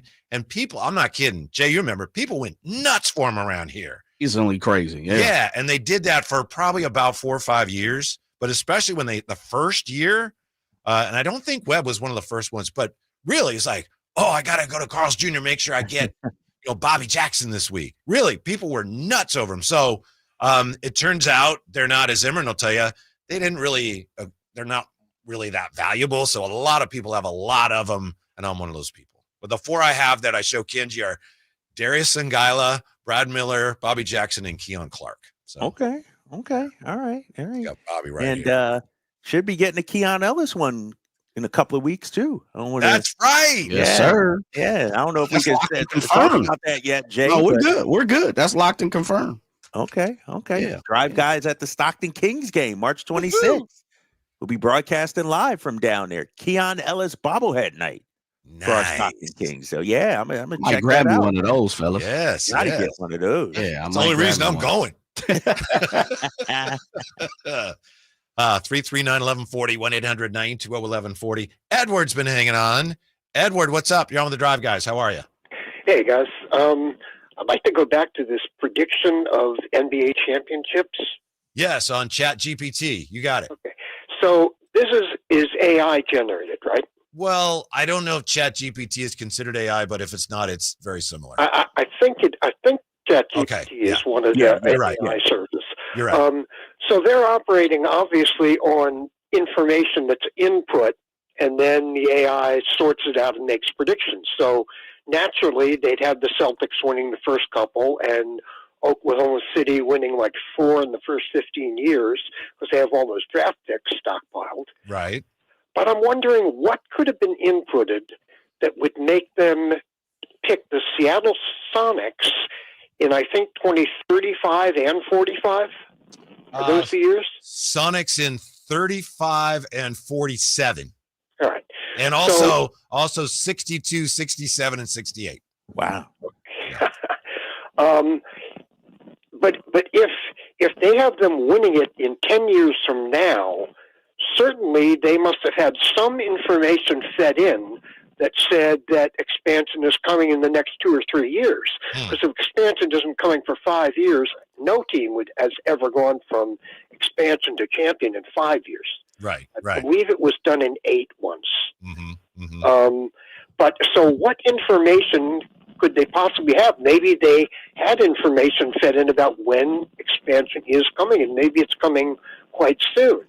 Yeah, maybe so. They also have Las Vegas winning in 2042, Mexico City in 2051, and then, as we said, Beijing. Oh, here's the one we didn't talk about, Drapes. What? Let me make sure I get the year right. 2069, sandwiched between Warriors and Sonics championships. Give it up for the champion, Uganda Gold. Oh, I didn't even see that one. Yes, sir. The Uganda Gold. Hey, you know what you need to do, Whitey, right? Is patent that team name right now. Get that trademark right now, right? Sign up for that right now.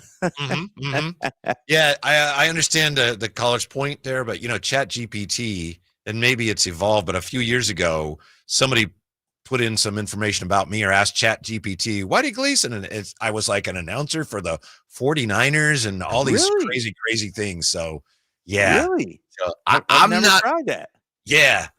I'm, and my daughter says, she teaches at Sac State. She says you got to be real careful now because she'll get papers and she's got to make sure the students actually wrote them and didn't have Chat GPT write the papers. Yeah. Mm-hmm. You got to look out for stuff like that now as a teacher, right? Yeah. Yeah. All the AI stuff I've seen that's written, it's pretty easy to tell. Like, what is that? Right. Yeah. I don't think any human would do that. But thank you. Yeah. Uganda Gold. And I think NBA expansion probably is coming pretty soon, Drapes. Yeah, I think so. I think, maybe not to Uganda or Beijing, overnight, but, I think the worst kept secret is Vegas and Seattle. And I expect an announcement to be made, in the next year or two, with those two teams. And so, it's coming. It's coming. Mm-hmm. From the 408, since we're trying to find a lineup that works for the Kings, would it be too crazy to have JV and Sabonis on the floor at the same time? What do you think of that, Drapes? I know we've been talking about that a lot. Nah, I can see it tonight. Well, here's the question. Who's guarding Kevin Durant at the 4 spot? That's, I don't want either one of our guys chasing him around. Right. But I can see Doug, it was interesting. The first time Doug used it, it was to punish the other team, in terms of how are they going to match up with us, guard us. Do you do that tonight against Phoenix? Who's Durant going to guard? Durant ain't trying to bang down there. And so you never know. I just don't think, like I said, I just don't see it happening. Monday against Memphis, yes. Saturday against Milwaukee next week, yes. But I think it's just one of those, break glass and when it's needed kind of things. Yeah. So tonight we have probably Keegan on Durant, and then Keon, when he comes in with, 8 minutes left or whatever, he'll be trying to guard Devin Booker, right? And then Bradley Beal on the floor. Kings got their hands full tonight, but the Suns don't guard anybody. Right. Yeah.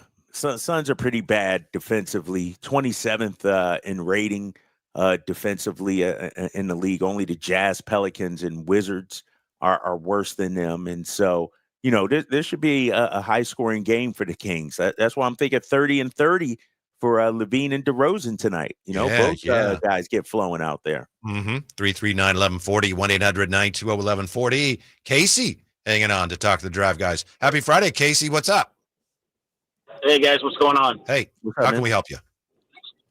So a couple things on the Kings. One, I know a lot of people have been talking about how it's the Kings' strategy to let these lesser three-point shooters shoot the three and hope they miss.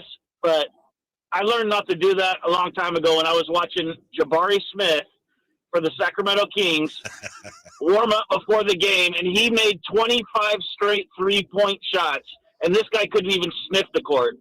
So when you have NBA players who might even have a low percentage in game, if you leave them wide open, they're going to knock those shots down. So the fact that we're just leaving guys and not even guarding them is a terrible strategy. And secondly, to speak on Zach LaVine last night, you should never go 4 for 4 from three-point land, because if you went 4 for 4, that means you didn't take enough shots. You should never shoot 100% from three-point land. You should be putting up more threes if you're perfect from the three-point line. That's my opinion. So I don't know what his deal was. I don't know if he's like revolting against the fact that DeMar's getting all the shots, and he's like, oh, let's see, what you guys will do if I just don't shoot that many shots or what. But to me, it was unexcusable for him to only take 6 shots. Thanks, Casey. I agree with you. He needs to take more shots. I don't think they actually are pretty close, right, Drapes? He and DeMar are really close, so I don't think it was any form of protest. There's no animosity there, and no jealousy or anything like that. Those two guys, are I wouldn't call them best friends, but they're really, really, really good friends off the court. And so, I don't think that's it, because when you look at last night, and here's the thing, Whitey, there weren't a lot of shots to get up last night. I'm looking at it. Yeah. We took 79, Warriors 78. DeMar took 13. That's not a lot. Keegan 10, Malik 13, Keon 12. Like, where were the shot attempts last night? Nobody in the game took more than 14. Yeah, that's in the whole game. That's crazy. And so, I mean, when you look at the field goal attempts, and I know it's one game, so you can't draw a whole lot of conclusions, but you got Valanciunas taking more shots than LaVine. LaRavia taking more shots than LaVine. Trey Lyles taking just as many. Like, if we need a pecking order. Mullen talked about it yesterday, and it can't be the coach. Like, the players have to look to Zach or have to look to DeMar and say, that's our guy. We're living with him. Right now, I feel like almost everybody thinks they're equals. You know what I mean? On offensively, an equal opportunity offense. And it's great when you got, great shooters like Steph and Clay and when they had KD and things like that. But there does, I think, need to be a pecking order. Like, or maybe, Zach and DeMar just aren't that good dude for us right now, and if that's the case, we got to find out who is that dude. By the way, speaking of Jabari Smith, every time I hear his name, I remember when he was with the Kings and he didn't play much, Drapes, but there was one time, and I don't remember who it was, somebody had to shoot free throws and they got hurt. So the other team got to pick who's going to shoot the free throws, and they picked Jabari Smith, and he knocked them both down, and the place went nuts. Ooh, Yeah. okay. All right. Yeah. You going to pick me? I'll give you a little I'll Yeah. show you, right? I'll show Uh-huh. you. We're going to talk to Tom Chambers when we come back, Suns analyst. Find out what's going on with those Suns next on Sacktown Sports. Spring is in the air, and there's really nothing better than hitting the open road in a new Honda. Whether you're shopping for new or pre-owned, Stockton Honda has the selection and savings. Plus, get top dollar for your trade. And while life's roads are often filled with bumps, buying from Stockton Honda couldn't be smoother. Wherever the road you travel might lead, Stockton Honda is happy to get you there. Come in today or go to StocktonHonda.com. Anytime, anywhere, it's all here. StocktonHonda.com. Come check out Capital Casino, Sacramento's #1 poker room with the most variety of table games in the region in a safe and friendly environment. Plenty of well-lit parking available, conveniently located in downtown Sacramento. And remember, Capital Casino has the best food, the best service, and the best action. 411 North 16th Street in downtown Sacramento. For more information, log on to capital-casino.com, and please gamble responsibly. 1-800-GAMBLER. Sacktown Sports is bringing you the biggest live events in town. Whether you're rocking out or dancing the night away, check out the Sacktown Sports live events calendar. Crank it up with Steel Panther at Ace of Spades on March 15th. Then catch rising country star Alexandra Kay the next night, March 16th, also at Ace of Spades. On March 22nd, experience the magic of the Ronstadt Review featuring Jasenia at the Crest Theater. Then get ready for an epic night. Papa Roach and Rise Against take over Golden One Center March 29th, while comedy legends Jay Leno and Arsenio Hall bring the laughs to Hard Rock Live Sacramento on that same night. And for country fans, Lee Bryce and Walker Hayes hit Ironstone Amphitheater on June 21st, and Parker McCullum takes the stage August 16th at the Ironstone Amphitheater up in Murphys, California. Don't miss out. Find more info and score your chance to win tickets at SacktownSports.com. The Sacktown Sports Live Events Calendar. Your ticket to the best seat in the house. Get ready, NorCal. The Lodi Beer Festival and State Barbecue Championship is back Saturday, April 26th at the Lodi Great Festival grounds. With craft beers from over 50 breweries, there will be something for everyone. Check out all the vendors, play some cornhole, and dance to the live band. Plus, watch over 30 barbecue teams battle it out for top prizes. Tickets are $40 in advance, $50 at the door, with exclusive VIP tickets available. Get yours now at greatfestival.com. Must be 21 and older to attend. Lodi Beer Fest, where great beer meets legendary barbecue. All guests come to you from the Folsom Lake Honda hotline. Folsom Lake Honda, your one-stop Honda shop. Meanwhile, at Xfinity. Okay, huddle up. Do you realize how many fans stream basketball? It's madness. But real fans stream with Xfinity Internet. Totally. We've engineered the fastest connection. With reduced buffering and low lag. 'Cause making streaming better is what we do! Yeah! Yeah! Can we let go now? It's really not a huddle with two people. Switch to Xfinity Internet and stream live sports from the best seat in the house. Bring on the good stuff. Restrictions apply. Not available in all areas. Actual speed vary, not guaranteed.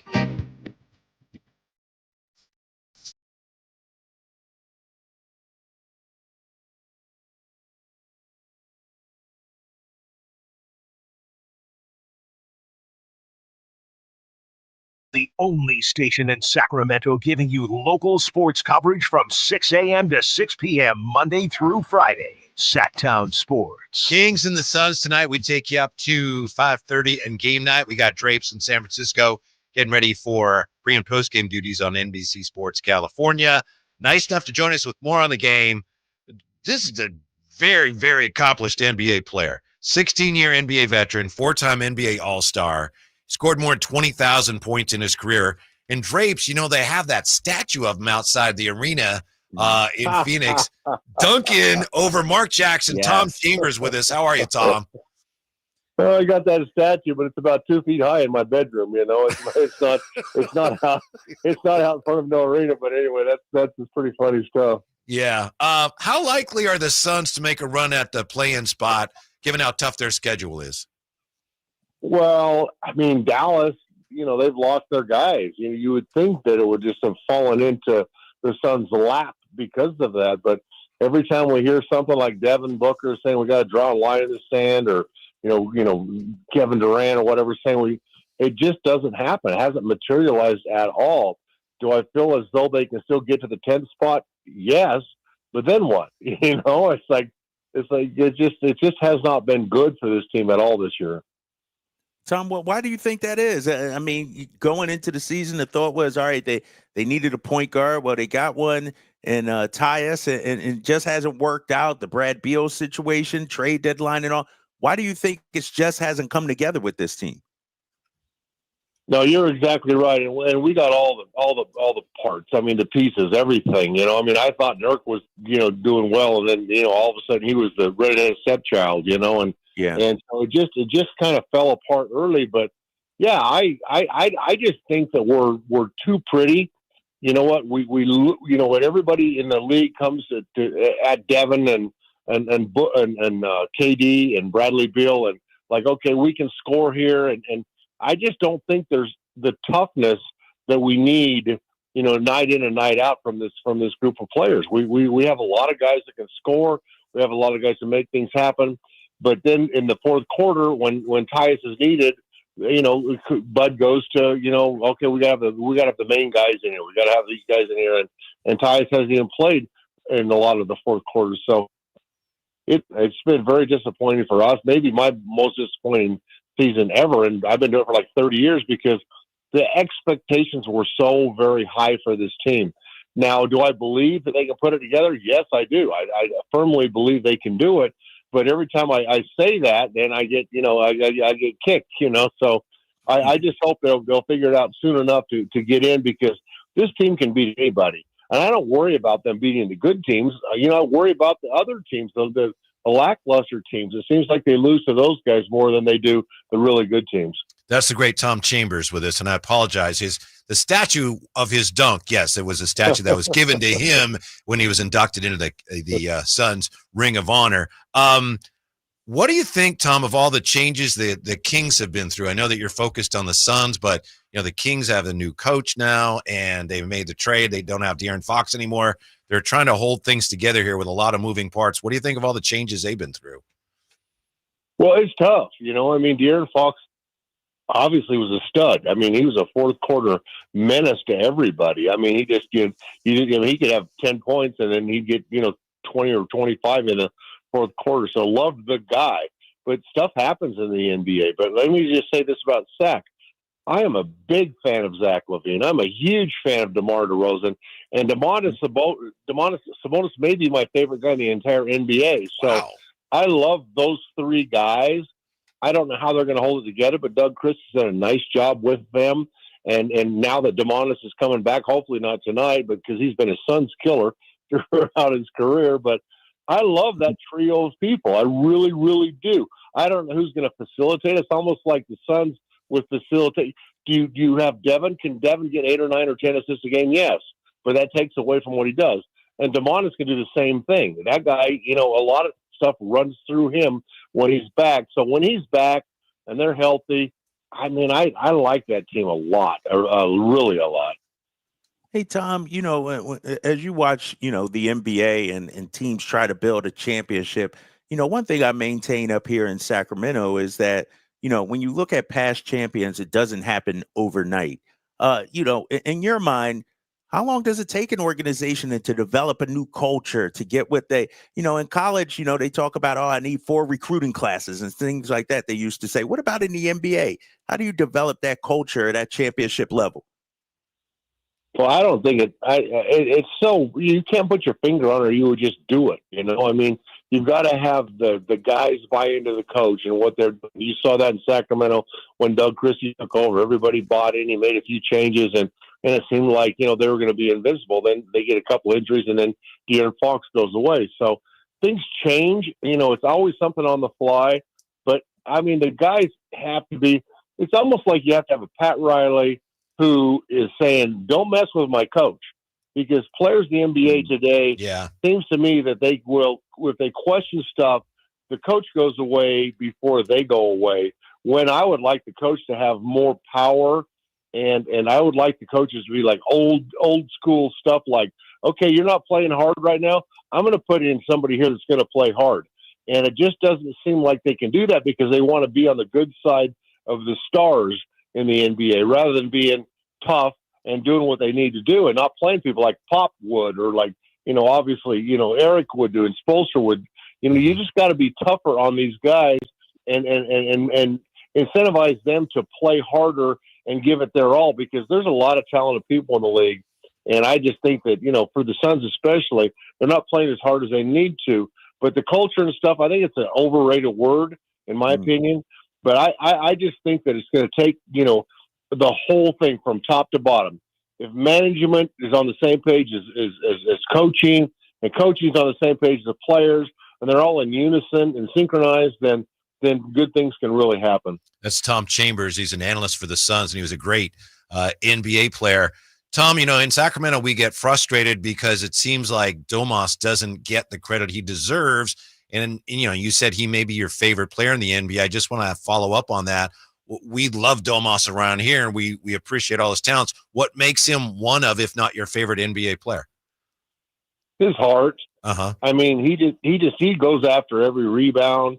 He wants to make the right play. He doesn't care if he scores or if he passes.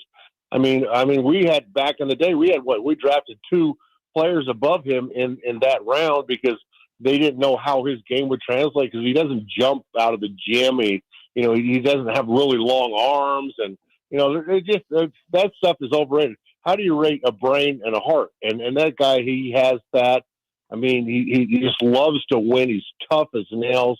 He's able to score inside when he's playing center at 6'9" or whatever he may be. But yeah, I love him. I mean, he just his heart and soul about what he does and his desire to be a winner and win every single game. It takes precedent over everything in what he does, and he's always been that way. Plus, he always kicks our butt, and I'll mention one more thing. Valanciunas has always kicked the Suns' butt too. So I'll tell you what, that guy's a mountain. He's a load. And what a great acquisition for you guys. I mean, this guy will play 10 minutes and get 15 rebounds, so I love that acquisition for you guys.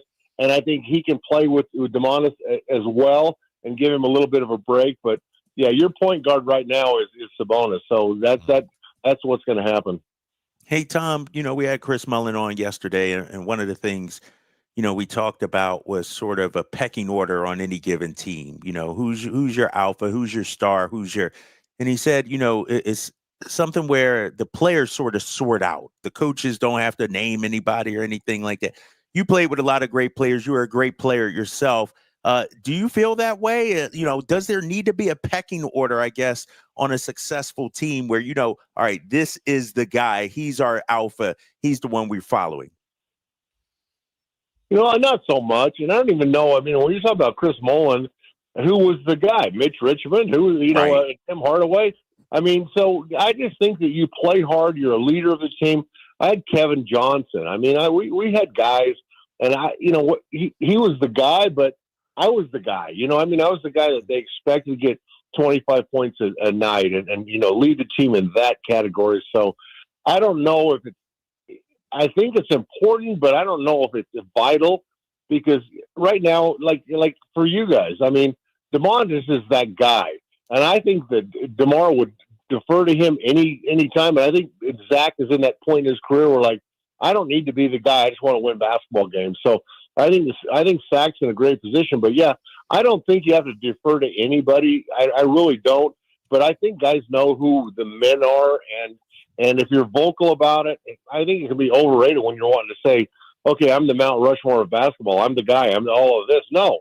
Be humble about it. I mean, Steph Curry's the guy, and he's humble about it, and he just goes out there and does his job. So I think you lead by example as much as you do vocal.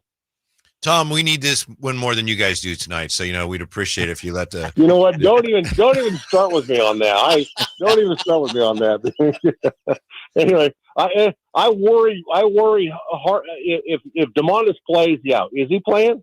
We don't know yet. Still, I don't know. Game time questionable. But Drapes, what did you hear about the game tonight? I don't want to give it away to Tom Chambers. He's the enemy, Whitey. I'm not giving any news to Tom Chambers. I can't do that. Oh my I'm God! have to find out just like the rest of us.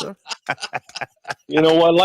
Oh, like you have the insider trading information here, okay? Yeah. I'm just saying, man. Come I'm on. just saying, Tom. You'll have to read it like the rest of us, man. Wow. Well, let me just say what I read is, since you're not telling me, he's playing. Okay. Okay. Yeah. Okay. Yeah. All right. Yeah. We don't know for He's sure playing. yet. That's the latest we know. So we don't know for sure yet, but we wouldn't be surprised if he does. Tom, we're big fans. Well, let me Thank you. say- Yeah, go ahead. Yeah. Let me say this is the toughest man in the NBA. He's going to play. Okay. All right. Thank you, Tom Chambers. All right, We guys. appreciate it. Thank you. Enjoy the game. All right, man. Thank you. Wow. That was a good basketball player right there, Drapes. Yeah, and I was doing the research and looking up the numbers. 20,000 points. Most of the time, that gets you into the Hall of Fame, and he was the guy for a number of years. It wasn't like he was a flash in the pan or anything like that. He, put up 20-plus points per game, played in the postseason many years. I wonder why he's not being talked about more as a potential Hall of Famer. Yeah, I think there's one other guy with 20,000 who's not in the Hall yet, but it's very, very rare. So our thanks to Tom Chambers and Drapes stonewalling him. Nope, I'm not telling him. He can find out. I can't. A team employee can't tell him my inside secrets. Oh, Come okay. on, I man. got you. Can't do that. I gotcha. Whitey's Wayback Machine quiz for today is coming up next. You up for that, Drapes? Yeah, of course. I've been dominating this week. Yes. All right. Drapes against Jay. Drapes defending his title against Jay next on Sacktown Sports. Millions of Americans take medicine like Ozempic and Zepbound. Many of them are overpaying by thousands of dollars a year. These GLP-1 medications for diabetes, weight loss, and more may not always be covered by your insurance, but GoodRx can help. GoodRx helps you save every month on prescriptions at over 70,000 pharmacies nationwide. Best of all, it's free to use. Check GoodRx to save on GLP-1s. Just go to GoodRx.com/GLP. That's GoodRx.com/GLP. GoodRx is not insurance, but can be used instead of insurance, including Medicare and other federal and state-funded programs. What if your business could see beyond what is and into what can be? What if you could create more impact in every decision? What if you had a partner as visionary as you are? With Bank of America, you get access to our trusted experts, real-time insights, and digital tools. So whether you run a local shop or a global enterprise, you're backed by business solutions to make every move matter. What would you like the power to do? Find out how at bankofamerica.com/banking for business. Bank of America is proud to be the official bank sponsor of FIFA World Cup 2026. Capital Casino, conveniently located on 411th North 16th Street in downtown Sacramento. Whitey here, reminding you that not all grills are created equal. When buying a new grill, every detail matters. For March, grab a $149 gift with purchase of every new Napoleon Prestige stainless steel grill, including a pizza lover starter kit and much more. More March savings include up to $79 off Rogue models. Napoleon grills are built different, built better, built to last, with a lifetime warranty and premium stainless steel that boasts quality. See how Napoleon will help you achieve the perfect grilling experience. Visit Green Acres Nursery today with your best selection of Napoleon grills and accessories. Mornings can start feeling the same. Wake up, brush teeth, go to work. But with breakfast from Wendy's, it's like, wake up, brush teeth, Baconate with a breakfast Baconator. Roll with the sausage breakfast burrito. Buddy it up with a honey buddy. Or get seasoned with seasoned potatoes. And then go to work. Sorry. When you're ready for a fresh wake-up call, gotta be Wendy's. At participating U.S. Wendy's during breakfast hours. Okay, I have to tell you. I was just looking on eBay where I go for all kinds of things I love, and there it was. That hologram trading card. One of the rarest. The last one I needed for my set. Shiny like the Designer handbag of my dreams. One of a kind. eBay had it, and now everyone's asking, ooh, where'd you get your windshield wipers? eBay has all the parts that fit my car. No more annoying. Just beautiful.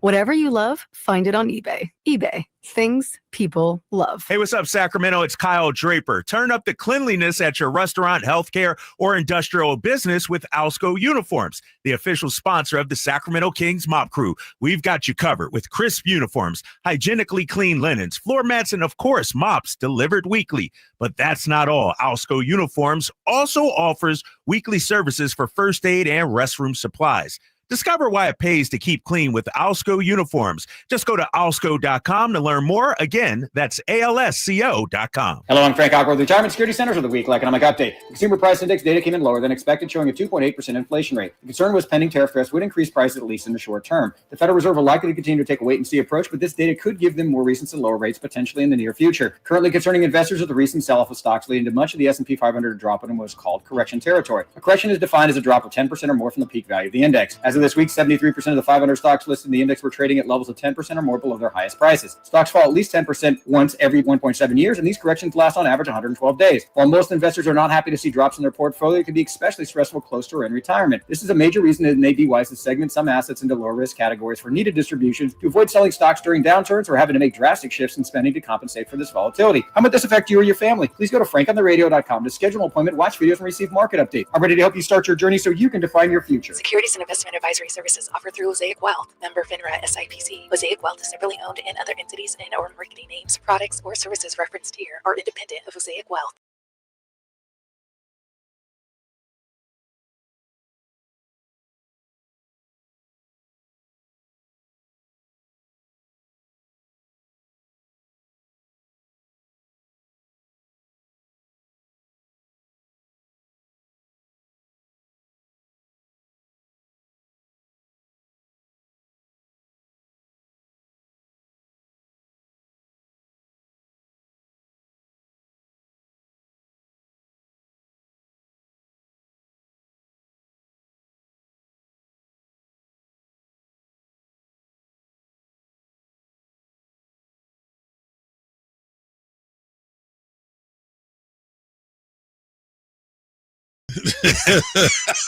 Ooh. You know what? I used some words last night. That I hadn't heard since me and my granddaddy was out at the woodshed. Because I had threw away some of his tobacco leaf. Boy. Hey, you played against Tom Chambers, didn't you? Yeah. Pretty good, huh? Ooh. Pretty good. Yeah. Ooh, Tom was a savage, bro. I know. I mean, because he was one of them. I mean, you know what? Tom Chambers probably was one of the first big guys in the league that would start playing the stretch four position. You know, and he was one of those exceptions to white men can't jump.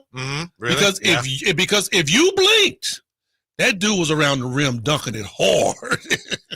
Yeah, he's a legit power forward at 6'10" and could shoot it. Yeah, you're right. Yes, he got up and down the floor. Is he Hall of Famer, HT? Oh yeah, yeah. Oh yeah, for sure.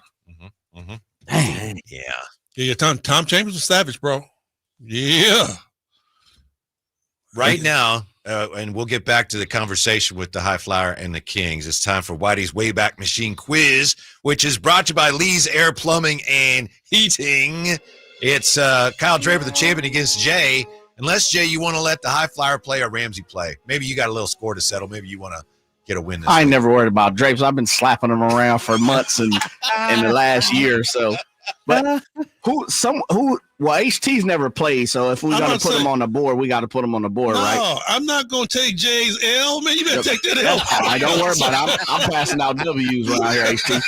Has Ramsey got on the board yet? Ramsey's He has not got on the board. Well, that's Ramsey. It's your call. If not, I jump in. What do you think, Ramsey? Ramsey said he got to get on the board. He want to be a part of it. So is that all right with you, Draper? It's March Madness, baby. You got to get a win to get a part of this bracket. So hold up. How are we doing this? Are they against me? No, Ramsey? come on, man. It's 1-on-1. I don't need no help. I've been smacking you. It's you against Ramsey. All right, Drapes? Me against Ramsey? Yeah, you accept? No, Ramsey hasn't earned the opportunity to face me. You know what I mean, Ramsey? You need to go the consolation bracket first and then work your way up. Let's go. Drapes. Okay, we can do it. We can do it. Hey, he need a couple of consolation fights before he get to see you, right? Challenge the champ. Gotta win the Golden Gloves, an amateur first, huh? All right, Drapes, you're up first. We got everything related to things that happened March 14th. This date, what year in the NBA? This date, what year in the NFL? This date, what year in Major League Baseball? We also got 1954, 1962, and 1986. And I know you don't have those written down, so I'll refresh that for you anytime you need. But where do you want to start? NBA. All right. This day, what year in the NBA? So, Ramsey, listen up because he could have you go first here, depending on what he thinks here. This day, what year in the NBA? The Cincinnati Royals announced that they will be moving to Kansas City. Of course, they would Ramsey become can go first. All right, Ramsey, what year? Cincinnati Royals announced they will be moving to Kansas City. I'm going to say 1968. 1968. Kyle Draper. Good guess, Ramsey. That's a good guess. Kansas City. Can you repeat the question one more time? Yes, sir. This day, what year? The Cincinnati Royals announced that they will be moving to Kansas City. And Ramsey says 1968. That's a really good guess, Ramsey. Really good guess. You put me on the spot with that one. I'm going to go 1967. 1972. Ramsey picks up the point. That's a tough one. That's a tough one. Good one, Ramsey. Good one. Yeah, well done. All right, Ramsey, now you're up. You got the steal there. This day, what year in the NFL, in the MLB? 1954, 1962, and 1986. Let's go Major League Baseball, please. All right, this day, what year in MLB? The commissioner announces that the number of mound visits will be reduced to 5 and that pitchers will be required to face a minimum of 3 batters. This day, what year? I might have Draper go first. All right, Drapes, what do you think? This day, what year? The commissioner announces the number of mound visits will be reduced to 5 and that pitchers will be required to face a minimum of 3 batters. This is a tough one. I have no idea on this one. Try to speed up the game. Yeah. Speed up the game. It sounds like that kind of guy to do that. 2005, Whitey. 2005? 2006. Yeah, it was 20. Come on, it's 2020. Right, but I said 2020, Drake. It was recently, but I told you I wasn't sure about that one, man. I wasn't sure. Wow, the way you demeaned Ramsey, he's got the 2-0 lead on you. Drake, you about to let this man get the first win on you? Yeah, I guess it's a step up in competition from Jay. He's a better challenger than Jay, I guess. Letting somebody get a break-in W on you? Come on, you better than that. I don't know if Drapes would have fallen. Would that affect maybe his number 1 seed status? No, absolutely. Here to get upset. This is a play-in 16. Still plenty of time, boys. Plenty of time. All right, so over to, let's see. No, we go to you, Drapes. Yeah. This day, what year in the NFL? 1954, 1962, and 1986. NFL. This day, what year in the NFL? The league announces they will permanently add a 7th official, the side judge. This day, what year? NFL announces they will permanently add a 7th official, the side judge. Ramsey could go first. That's a tough one. Ramsey could go first. What do you think, Ramsey? You need me to repeat that, or you got it? Let's go. Ramsey means business today. I'm going to say 1998. 1998. Kyle Draper? Nah, before then, big fella. 97. It was 1978. Yeah. 1978. Yeah. Let's go. Draper on the board. Yeah. But Ramsey still has the lead. So what do you think, Ramsey? 1954, 1962, 1986. I'll go 1986, please. 1986. Pretty sure High Flyer's familiar with this gentleman. This is the closest to. You want to go first, Ramsey, or you want him to go first? I'll have Drapes go first. All right, Drapes. Rod Higgins becomes the first player to play for how many different teams in one season? This date, 1986. Closest to. How many different teams in one season? Rod Higgins. You know Rod Higgins, right? You know Rod Higgins. Yeah, everybody know Rod Higgins. Come on now. Ramsey with a 2-1 lead, trying to get his first victory. Period. I'm His first victory. say Could be a huge upset brewing. in the same season, you said, right? Yeah, the first to play for how many different teams in one season? 4. 4 is correct. Shut up, High Flyer. Come on, baby. Everybody know Rod Higgins. Come on now. We're all even. Yeah, and you're up, Drapes. 1954 and 1962. 62, baby. Oscar 62? Roberts. All right, it's the closest to. Ramsey, go first. Ramsey. This date, 62. Wilt Chamberlain completes his record-smashing 3rd season, averaging 50.4 points per game. What were the fewest points Wilt scored in a single game that season? In 62? 1962. That's a hard 50.4 was his average. Fewest points scored in a single game that season. I'll go. It's 2-2. That's our score. Ramsey playing well. I'll go 38. 38. Drapes? Wilt Chamberlain. 50.4 points per game. Fewest points Wilt scored in a single game that season. This is a tough one. That's a good guess, Ramsey. 38, you said? That's what he said. I got to go 39. 28. Okay. 28. That's tough. That means Ramsey's on the cusp of victory here, but Drapes could still. Well, we got to take a break, Jay. We're good? All right. Ain't nobody coming up but our flyer and Scott Marsh. So Ramsey has the lead in Drapes. You're up, right? 1954. It's a closest two. No, hold on. He's up, right? Yes, 3-2, Draper. Yeah, Okay. he's winning, but it's your turn. It's my turn. Yeah. Closest to Ramsey first. All right, Ramsey. This date, 1954, future home run king Henry Aaron homers in his first exhibition game with the Braves. Hank Aaron. The question is, how many times in his career would Aaron hit 50 or more homers in a season? 0. He's got it. That's right. Ramsey. That's easy right there. That's Ramsey easy. with the victory. Come on, Whitey. That's easy. It wasn't Well, his. Yeah, it was his turn. Yeah, maybe you should have gone first on that one. So did KD hold take on, an it L? was his turn. Look It at was him. his turn. That's messed up. Hey, First one, let Ramsey get on the board. hey, No, crying like the three, AJ. I'm crying like filing the a 3-month-old protest. baby. What's the filing protest, a Drapes? What's the protest. protest? What's the protest? Ramsey should have picked first. It was his question. Because the last one, the Wilt, What was your Wilt question Chamberlain when one, you gave it to him? I went in. I let him go That's true. first because it That's was true. a close That's two. true. That is true. Ramsey. Sorry.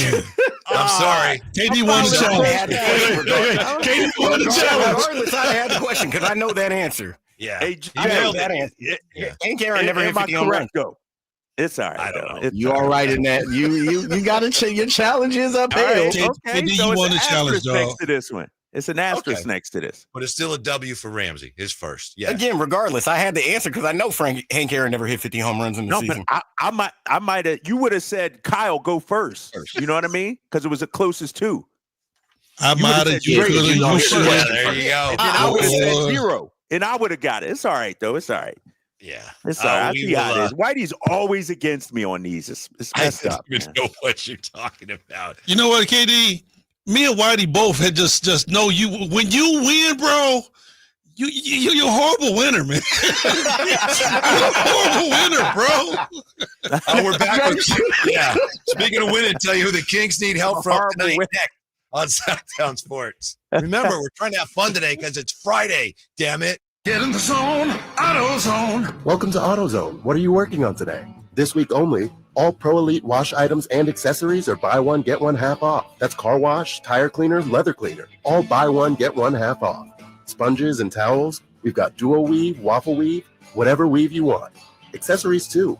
Pro Elite floor mats, car covers, and more. Any Pro Elite item, buy one, get one half off. This week only at AutoZone. Get in the zone, AutoZone. Restrictions apply. You know, our old heater collapsed with a heavy, heavy sigh. We needed a new one in the worst way. It was very, very chilly. There are so many HVAC companies out there. How do you choose? Friend recommended we check out Lee's Air Plumbing and Heating at leesair.com, and that was great advice. Lee's Air Plumbing and Heating was ready to come out the day we called. They treated us with a lot of respect from the person who answered the phone to the guys who installed our new HVAC unit. So it comes down to this. Why choose Lee's? I'll tell you why. They offer 100% satisfaction guarantee. On Google, 4.8 stars, which means a lot of friends recommend them. They've won awards with their service. They've spent more than 40 years serving the Valley's HVAC heating and plumbing needs. So you can trust Lee's with installation and repair of your AC, furnace, water heater, plus residential and commercial plumbing repair and commercial HVAC services too. You can find out more at leesair.com. You want to check out their mission statement. It's all about serving customers like me and you and serving the community. And check on their $99 HVAC tune-up service. You want to let Lee's take care of you the way they took care of me, treating us like family while setting us up with an HVAC system that has improved our quality of life. Lee's Air, Plumbing, and Heating, license number 635355. Fargo, your virtual assistant from Wells Fargo, makes banking faster and easier. Like this. Fargo, what did I spend on groceries last month? And this. Fargo, turn off my debit card. And this. Fargo, what's my checking account routing number? And that's just the beginning. Do you, Fargo? You can in the Wells Fargo mobile app. Learn more at wellsfargo.com/getfargo. Fargo is only available on the smartphone versions of the Wells Fargo mobile app. Wells Fargo Bank N.A., member FDIC. Wesley Financial Group is not a law firm. Are you a victim of the timeshare trap and think there's no way out? I'm Chuck McDowell, founder of Wesley Financial Group, the original timeshare cancellation expert. And I'm here to tell you that there is a way out. All you need to do is give my office a call. I will send you a timeshare exit information kit absolutely free, explaining how the timeshare industry works and your options for cancellation. Call Wesley now for your free info kit. 800-902-5454. 800-902-5454. Are you 50 or older? This news is for you.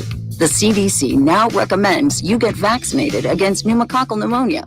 Even if you're healthy, your age puts you at risk. People 50 or older are over 6 times more likely to be hospitalized with pneumococcal pneumonia compared to adults 18 to 49. Just one shot can help protect you. Learn more and schedule at vaxassist.com. That's VAXassist.com. Sponsored by Pfizer. If you're 55 and up, T-Mobile has plans built just for you. 2 lines of unlimited for just $30 a line. That's a 45% savings compared to Verizon and AT&T. But don't just take our word for it. It's not just the savings that are great with our T-Mobile plan. There's all this value from all these other things that T-Mobile offers. T-Mobile has been such a savings for us. We love it. Switch today and get 2 free 5G phones like the Motorola Edge with Turbo Power charging that gives you power for the day in just 15 minutes. And customers 55 and up can get 2 lines of talk, text, and data for only $30 a line. Go to T-Mobile.com/choice55 to learn more. With AutoPay plus taxes and fees, plus $5 per line without AutoPay. Debit or bank account required. 45% off 2 lines versus AT&T Starter and Verizon Welcome. Plan benefits vary. Motorola Edge on us with 24 monthly bill credits and new line for well-qualified customers, plus tax and $35 per line connection charge. See details at T-Mobile.com. Motorola Edge requires 68-watt charger. Charger sold separately. Actual performance will vary based on usage and configuration.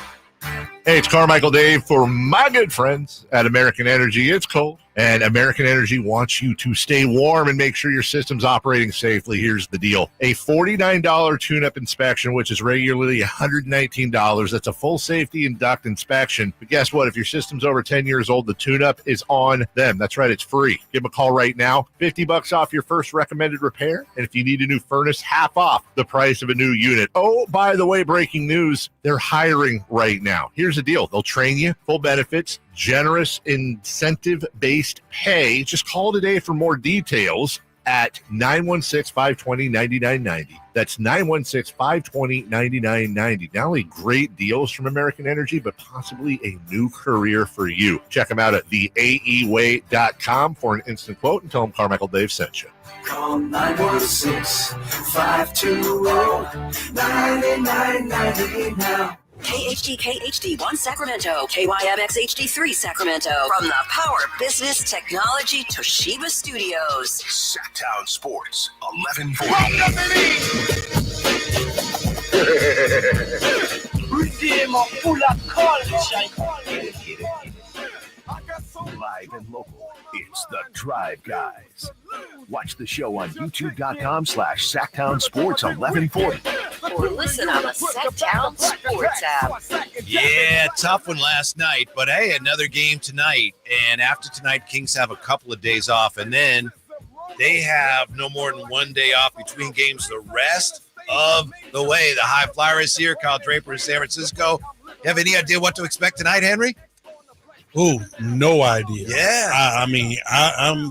I'm really up for grabs right now because I would have thought that, okay, you got embarrassed by New York. It happened. You know, you lose a heartbreaker against the Clippers. It happened. I honestly thought that they would have came back and had a much different outcome or just say mindset against Golden State. And Golden State came out and took it straight to them. So, you know, I'm looking at this team like, okay, which team is going to show up? Mm-hmm. Who is going to show up? Who is going to be the one to say, okay, our backs are against the wall. Come on, fellas. I mean, right now, we've been saying this for a while with this team. Who is the leader of this squad? And, De'Aaron, okay, he was the guy. And, and I honestly think he picked and chose when he wanted to be the guy. Because if you got pissed off De'Aaron, he was ready and everybody followed him. But it took him to get pissed off before he really wanted to insert what he could do out there on the floor. Sabonis does it, just straight by example. But sometimes you got to have a guy that comes in that huddle and say, hey, here's what you need to do, what you need to do, and what you need to do. When you look at the Golden State Warriors, everybody's like, yeah, Steph is the guy. No, Steph ain't the guy. Because Draymond runs that huddle. It's been plenty of times where Draymond is in that huddle screaming and hollering, and Steph is way at the end of the bench saying, Draymond, do what you do. I hear you, but do what you do.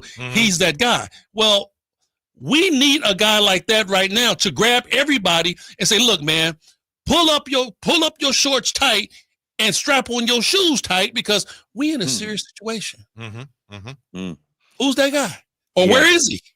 Right. And you're right, Hi-Fi. I don't know if they have it. And one of my things is, to your point, who's the guy, even just in general on the team? Because, Draymond may be the emotional guy with Golden State and call guys out, but Steph is the alpha. It's his team. Steph is, they go as Steph Curry goes in terms of actually on the court. Steph is the Domas. Steph is the Domas. He gets it done by example. Draymond is the one that grabbed him in the collar. Ex-Buddy Hield. He know. but High Flyer, what I'm saying is Domas our best player? What about Zach? I'm talking offensively. How does Zach get only 6 shots last night? There needs to be a pecking order offensively, like Chris Mullin said. Hey, I will tell you this, Drapes. I will tell you this. I hate pointing the fingers at players, but sometimes it needs to be done. At the end of the day, and I keep it 100, there was never a time when Mitch Richmond only shot the ball 6 times. Ever. If Mitch didn't get that ball 2, 3 times, that 4th time, it better be in his hand, or he was like, hey, give me the ball. And on our squad, Spud ran it. Mitch never overrode what Spud said. Like I said, Mitch was our guy who done it by example. Spud done it verbally. And whatever Spud called was the law. Mitch never override him, but Spud was the main one said, hey, Mitch ain't touched this ball. He better get it to the next play down. So does that mean that a lack of a true point guard is one of the biggest problems with this roster right now? A lack of a true point guard. And then again, Zach, I know you just got here, bro, but you better be the one. Because like I said, if Mitch didn't touch it and Spud didn't say nothing, oh, you best believe he was going to say something the next play down. Hey, I need to see this ball. 6 times, bro. Right. And KD, you know how I feel about a brother that only shoots the ball 6 times and he's starting to play in 30 minutes. You and I had this argument a long time. No, you're right. You and Whitey pointed it out to start the show. High Flyer, he was 5 of 6. He knocked down all his threes. Like, what are we doing? And way. I go back to I agree 100% with you. Zach got it demanded too. Yes. But on the court, somebody should have recognized that. Like, that's what I feel like. We're too much of an equal opportunity offense. Everybody feels like they're equal. Everybody feels like they got the green light. They do. Instead of our stars, our supposed stars, they should be the only ones with the green light. Let me say this, and obviously High Flyer knows what he's talking about, and everyone feels that way. Well, one reason Zach LaVine didn't get more shots, and this isn't the whole answer, but it's part of it, he kept turning the ball over last night. He had 5 turnovers last night, and he had some bad ones. He turned the ball over. Yes, he did. But Whitey, here's my thing. We know what Zach does. Zach's a scoring guard. Right. But now we're talking about, can you help facilitate the offense? Yeah. I mean, that just bugs me to no end. You are a small forward, but do you think you can go down in the post and guard a power forward? Yeah. That's not what I do, especially a guy of Zach caliber. He should be Two-time playing off the ball. Two-time All-Star. We know what you do well. Yeah. You get over there and do what you do well. Henry, can't they, and I know it's hard to install things in the middle of the season with That's the moving tough parts, part, right. But can't you run more pin downs for them, have them coming off double screens or the elevator play or something? Just have possessions where we're getting the ball to Zach. Now, here's the deal. I think I came in here like about a month and a half ago, and I told you to your face, I said, I would go to Zach LaVine and say, Zach, give me the 2 favorite plays you ran in Chicago, and we're going to run them right here. Mm-hmm. We're going to run them right here to where Zach only got 6 shots. No, we're calling 22. That's your play, Zach. Yeah. You know exactly where you're going to get the ball. You know exactly how it's coming. Do what you do. Mm-hmm. Mm-hmm. I would do that. But I understand exactly where the predicament that Doug is in. Because, I mean, you're going on the fly. You don't have time to say, okay, I'm going to revamp this whole offense. You can't. Yeah. You don't have time to do that. Plane is in the air, and we're trying to fix it while it's flying. Right. So he's in that type of situation. So it's very tough with that. But I'm telling you, I would at least would have been like, Zach, give me 1-2 plays you ran in Chicago, and we're going to implement those into our offense because he's too much of a vital part to just shoot 6 times. Mm-hmm. It's not going to happen. High Flyer, you making a change to the starting lineup or no? No. Tell me why not. That's quick, straight off the gate.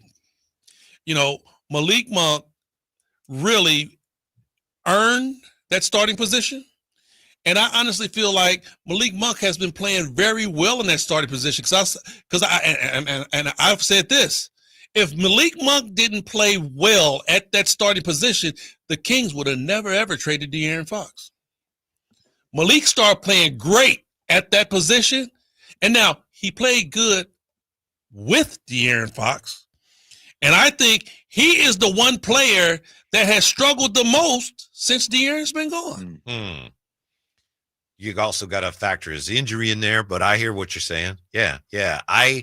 I didn't think there was any question about whether Malik is a legitimate point guard.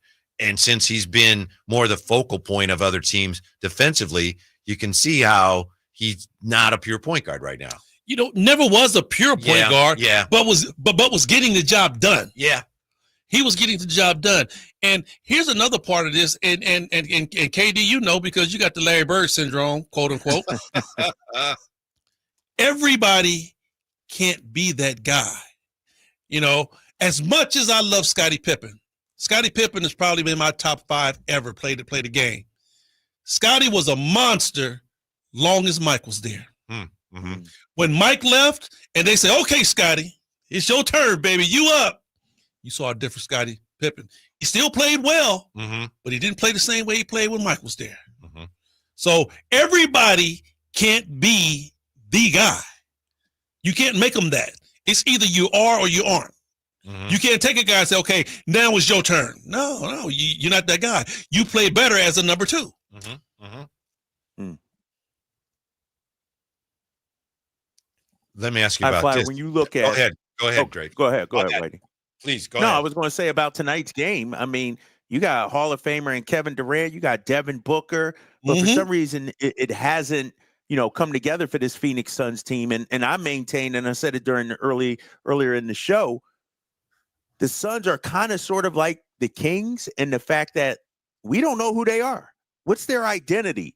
And so I feel like the teams that sort of know who they are, know what they're running, know what they're executing, a la Knicks, a la Golden State, are the ones that give us trouble. Whereas Phoenix, I feel like they just out there hooping, and I think that sort of plays into our hands, our style of play. I do. I look at Phoenix the exact same way I look at Sacramento, and Sacramento is a average basketball team in the NBA, but with some good talent. Now, if Doug can get that good talent to play the way he wants them to play, they could be a good basketball team. They have the players to do it, but the players have to buy in to what Doug is telling them. We know, man, I'm telling you, I know Doug. I talk to Doug all the time. I know Doug is telling them the right thing. but they got to buy in. Mm-hmm. If your players don't buy in, you can say it until the cows come home. It's not going to get done. And, I listened to you guys say that, did that Clipper game just take our soul? Mm-hmm. I don't know if it took all of it, but it took a part of it. Mm-hmm. You can definitely see by the body language. I look at that. I look at the body language out there, and it's the same thing with the Phoenix Suns. They got talent on their squad. Oh, yeah, they do. But are they buying into what Bud is telling them? I definitely don't think so, because they're doing their own thing. They're playing as 5 individuals out there. They're not playing as a team. High Flyer, you being a former player, what was your view of the play that we've been talking about a lot, which was Steph Curry kind of pointing at Keegan, on a Kuminga dunk. Keegan doesn't help because he's top locking Steph, and then Steph kind of points at him, like ridiculing him. Hey, you should have been over there. What did you think of that? You know what? Keegan did exactly what the game plan said. Right. Take Steph out the game. Don't leave Steph. Yeah, because here's the deal, and I'm going to give you the pros and cons to both sides. All right? You're right. Keegan did not step up. Kuminga gets the dunk. Oh, well, so what? He gets 2. The opposition to that is Keegan breaks what Doug says, rotates over to Kuminga. Kuminga kicks it out to Steph, and Steph gives you 3. Oh, I know. I agree with you, but I'm just wondering, what about the blatant lack of, the disrespect, like the mocking on the court? I would have told Steph, shut up. You didn't get 3. Mm-hmm.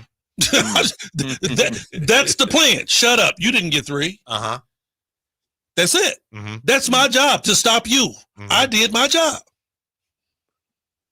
High Flyer, when you watched last night, and we talked about this earlier in terms of the game plan, they did a hell of a job taking away Steph. Yes. But the Warriors expected that. Yep. Draymond shot how many open threes? GP2 had how many open threes? Like, Wait. GP2 hit 1 open 3. GP2 hit 1 3 deep in the corner with a guy draped over him. He did. Yeah, I'm like, okay, that's just a lucky 3. But they're feeling Right. it at that point. My point is, we still got to pay attention to the other guys. And I feel like in the Denver game, we didn't pay attention to Russ. Last night, we didn't pay attention to Draymond. You have to do. You got to walk and chew gum, High Flyer. You got to slow down Steph and make sure the other guys don't beat you too. Hey, you're right. You just don't, put all the onus on one guy. I'm with you, but you got to know time, pace, and score. Time, pace, and score. You see Draymond hits his first 2. Well, I tell you what, you're not getting that third one, Dre. You're not.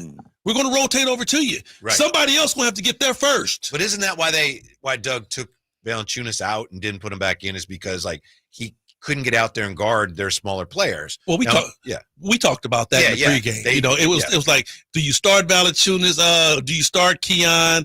And the Golden State Warriors made you make that decision. Right. Now, it could have been a different type of scenario. Okay, you know what? Golden State did exactly what they were supposed to do. See if Valanciunas is going to pull out. If he don't, you let Draymond shoot the 3. The first play down, we supposed to throw the ball into Valanciunas to say, see if they can stop you. Mm-hmm. Right? Counter now, that. Golden State, what y'all going to do? We're going to let Draymond shoot another one, but we throwing the ball into Valanciunas. So now we only down 2. Let's see if Draymond go 100% from 3. Because Valanciunas is killing you at the bucket. You really have to go right back at them. I don't understand the mentality of, you let Draymond go at Valanciunas, but Valanciunas got to stand up under the bucket, seal Draymond, and y'all never throw him the ball. Mm-hmm. Basketball IQ, bro. Go right back at him. Mm-hmm. Right? I mean, I always go back to my playing days. And our guard wouldn't let that happen. If a guy came down and scored on me, Spud run my play right back. Hank, 33. Go right back at him. Don't let him have an off night. And that's what they do with Steph.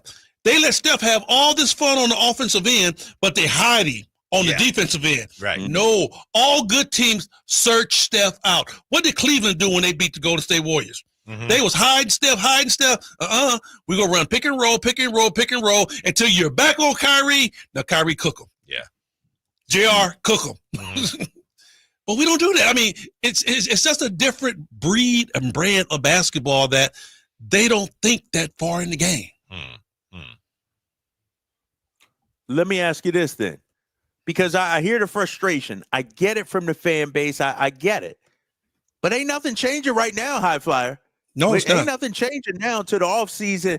Do you think this team has it in them to do all the things we're talking about right now? Wow. That's a good question. That's a good question, KD, because at certain times I say yes. And then at certain times I'm like, man, we just got straight out manned. Good basketball teams show you who they are and they play to their strengths. Regular basketball teams, they're iffy. You don't know who you're going to get on a certain night. Every game's like a box of chocolates. Yeah, you might get a great Kings tonight. You might get a terrible Kings tomorrow. I honestly thought that the team had really bought in and really understood where they were going when they went on that 7-game streak. I'm like, okay, they done found something. Doug done simplified things. Guys are playing together. The defensive rating is pretty much decent. Understanding that they played a couple of undermanned teams.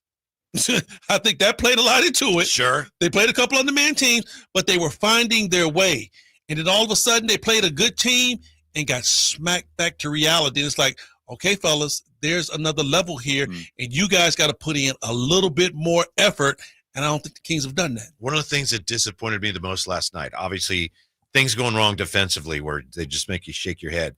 Offensively, at times the spacing was so bad. You'd have like a guy dribble like right up to a teammate and then like hand the flip ball him the ball and it'd get broken up. That's awful.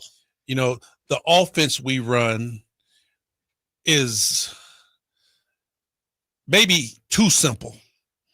And the way we get into it is, elementary too. Because if we're going to Zach, we run a high pick and roll for Zach. Zach gets the ball at the 3-point line extended, and he tries to get it done from the 3-point line. And if we're running the ball for DeMar goes to the low post. We do one exchange at the top, and we throw the ball into DeMar, and everybody stands around the 3-point line and watch. And DeMar goes to work.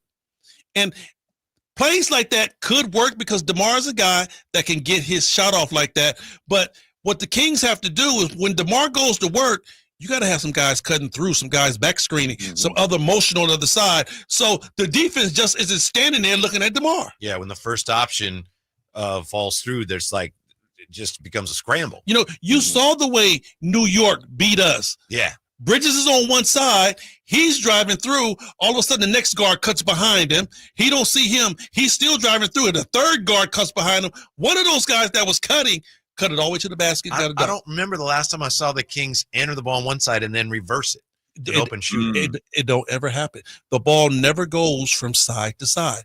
It goes to one side and sticking that hand over there, and we make something happen. What's the key tonight, High Flyer? What needs to happen? Is it anything that Phoenix does, or is it all about Sacramento tonight? They don't guard anybody either. I think it's all about Sacramento, KD. It's all about heart and soul, man. I mean, we are really getting down to the point to where, and the way that they're playing is that, what's pumping through your veins? Is it blood or is it Kool-Aid? Because you have to come out and play man-to-man ball. You really got to step up and show the next team you're a player just like them. I lace up my shoes just like you. So we're going to go out here and we're going to compete. And I'll tell you what, I'm going to foul out before I let you have your way. I'm going to foul you every time. I'm fouling you hard. I much rather see a player do that. How disappointed do you think Doug is right now? Very. Very. Because, he's in a bad situation. And KD, correct me if I'm wrong. Doug is a defensive-minded guy.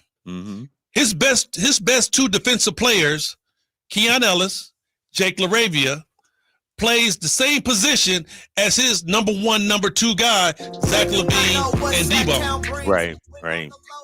No, you're right. 100%. And he really want to keep those two guys on the floor, but he can't because he need those other two guys on the floor. He almost like need the football team.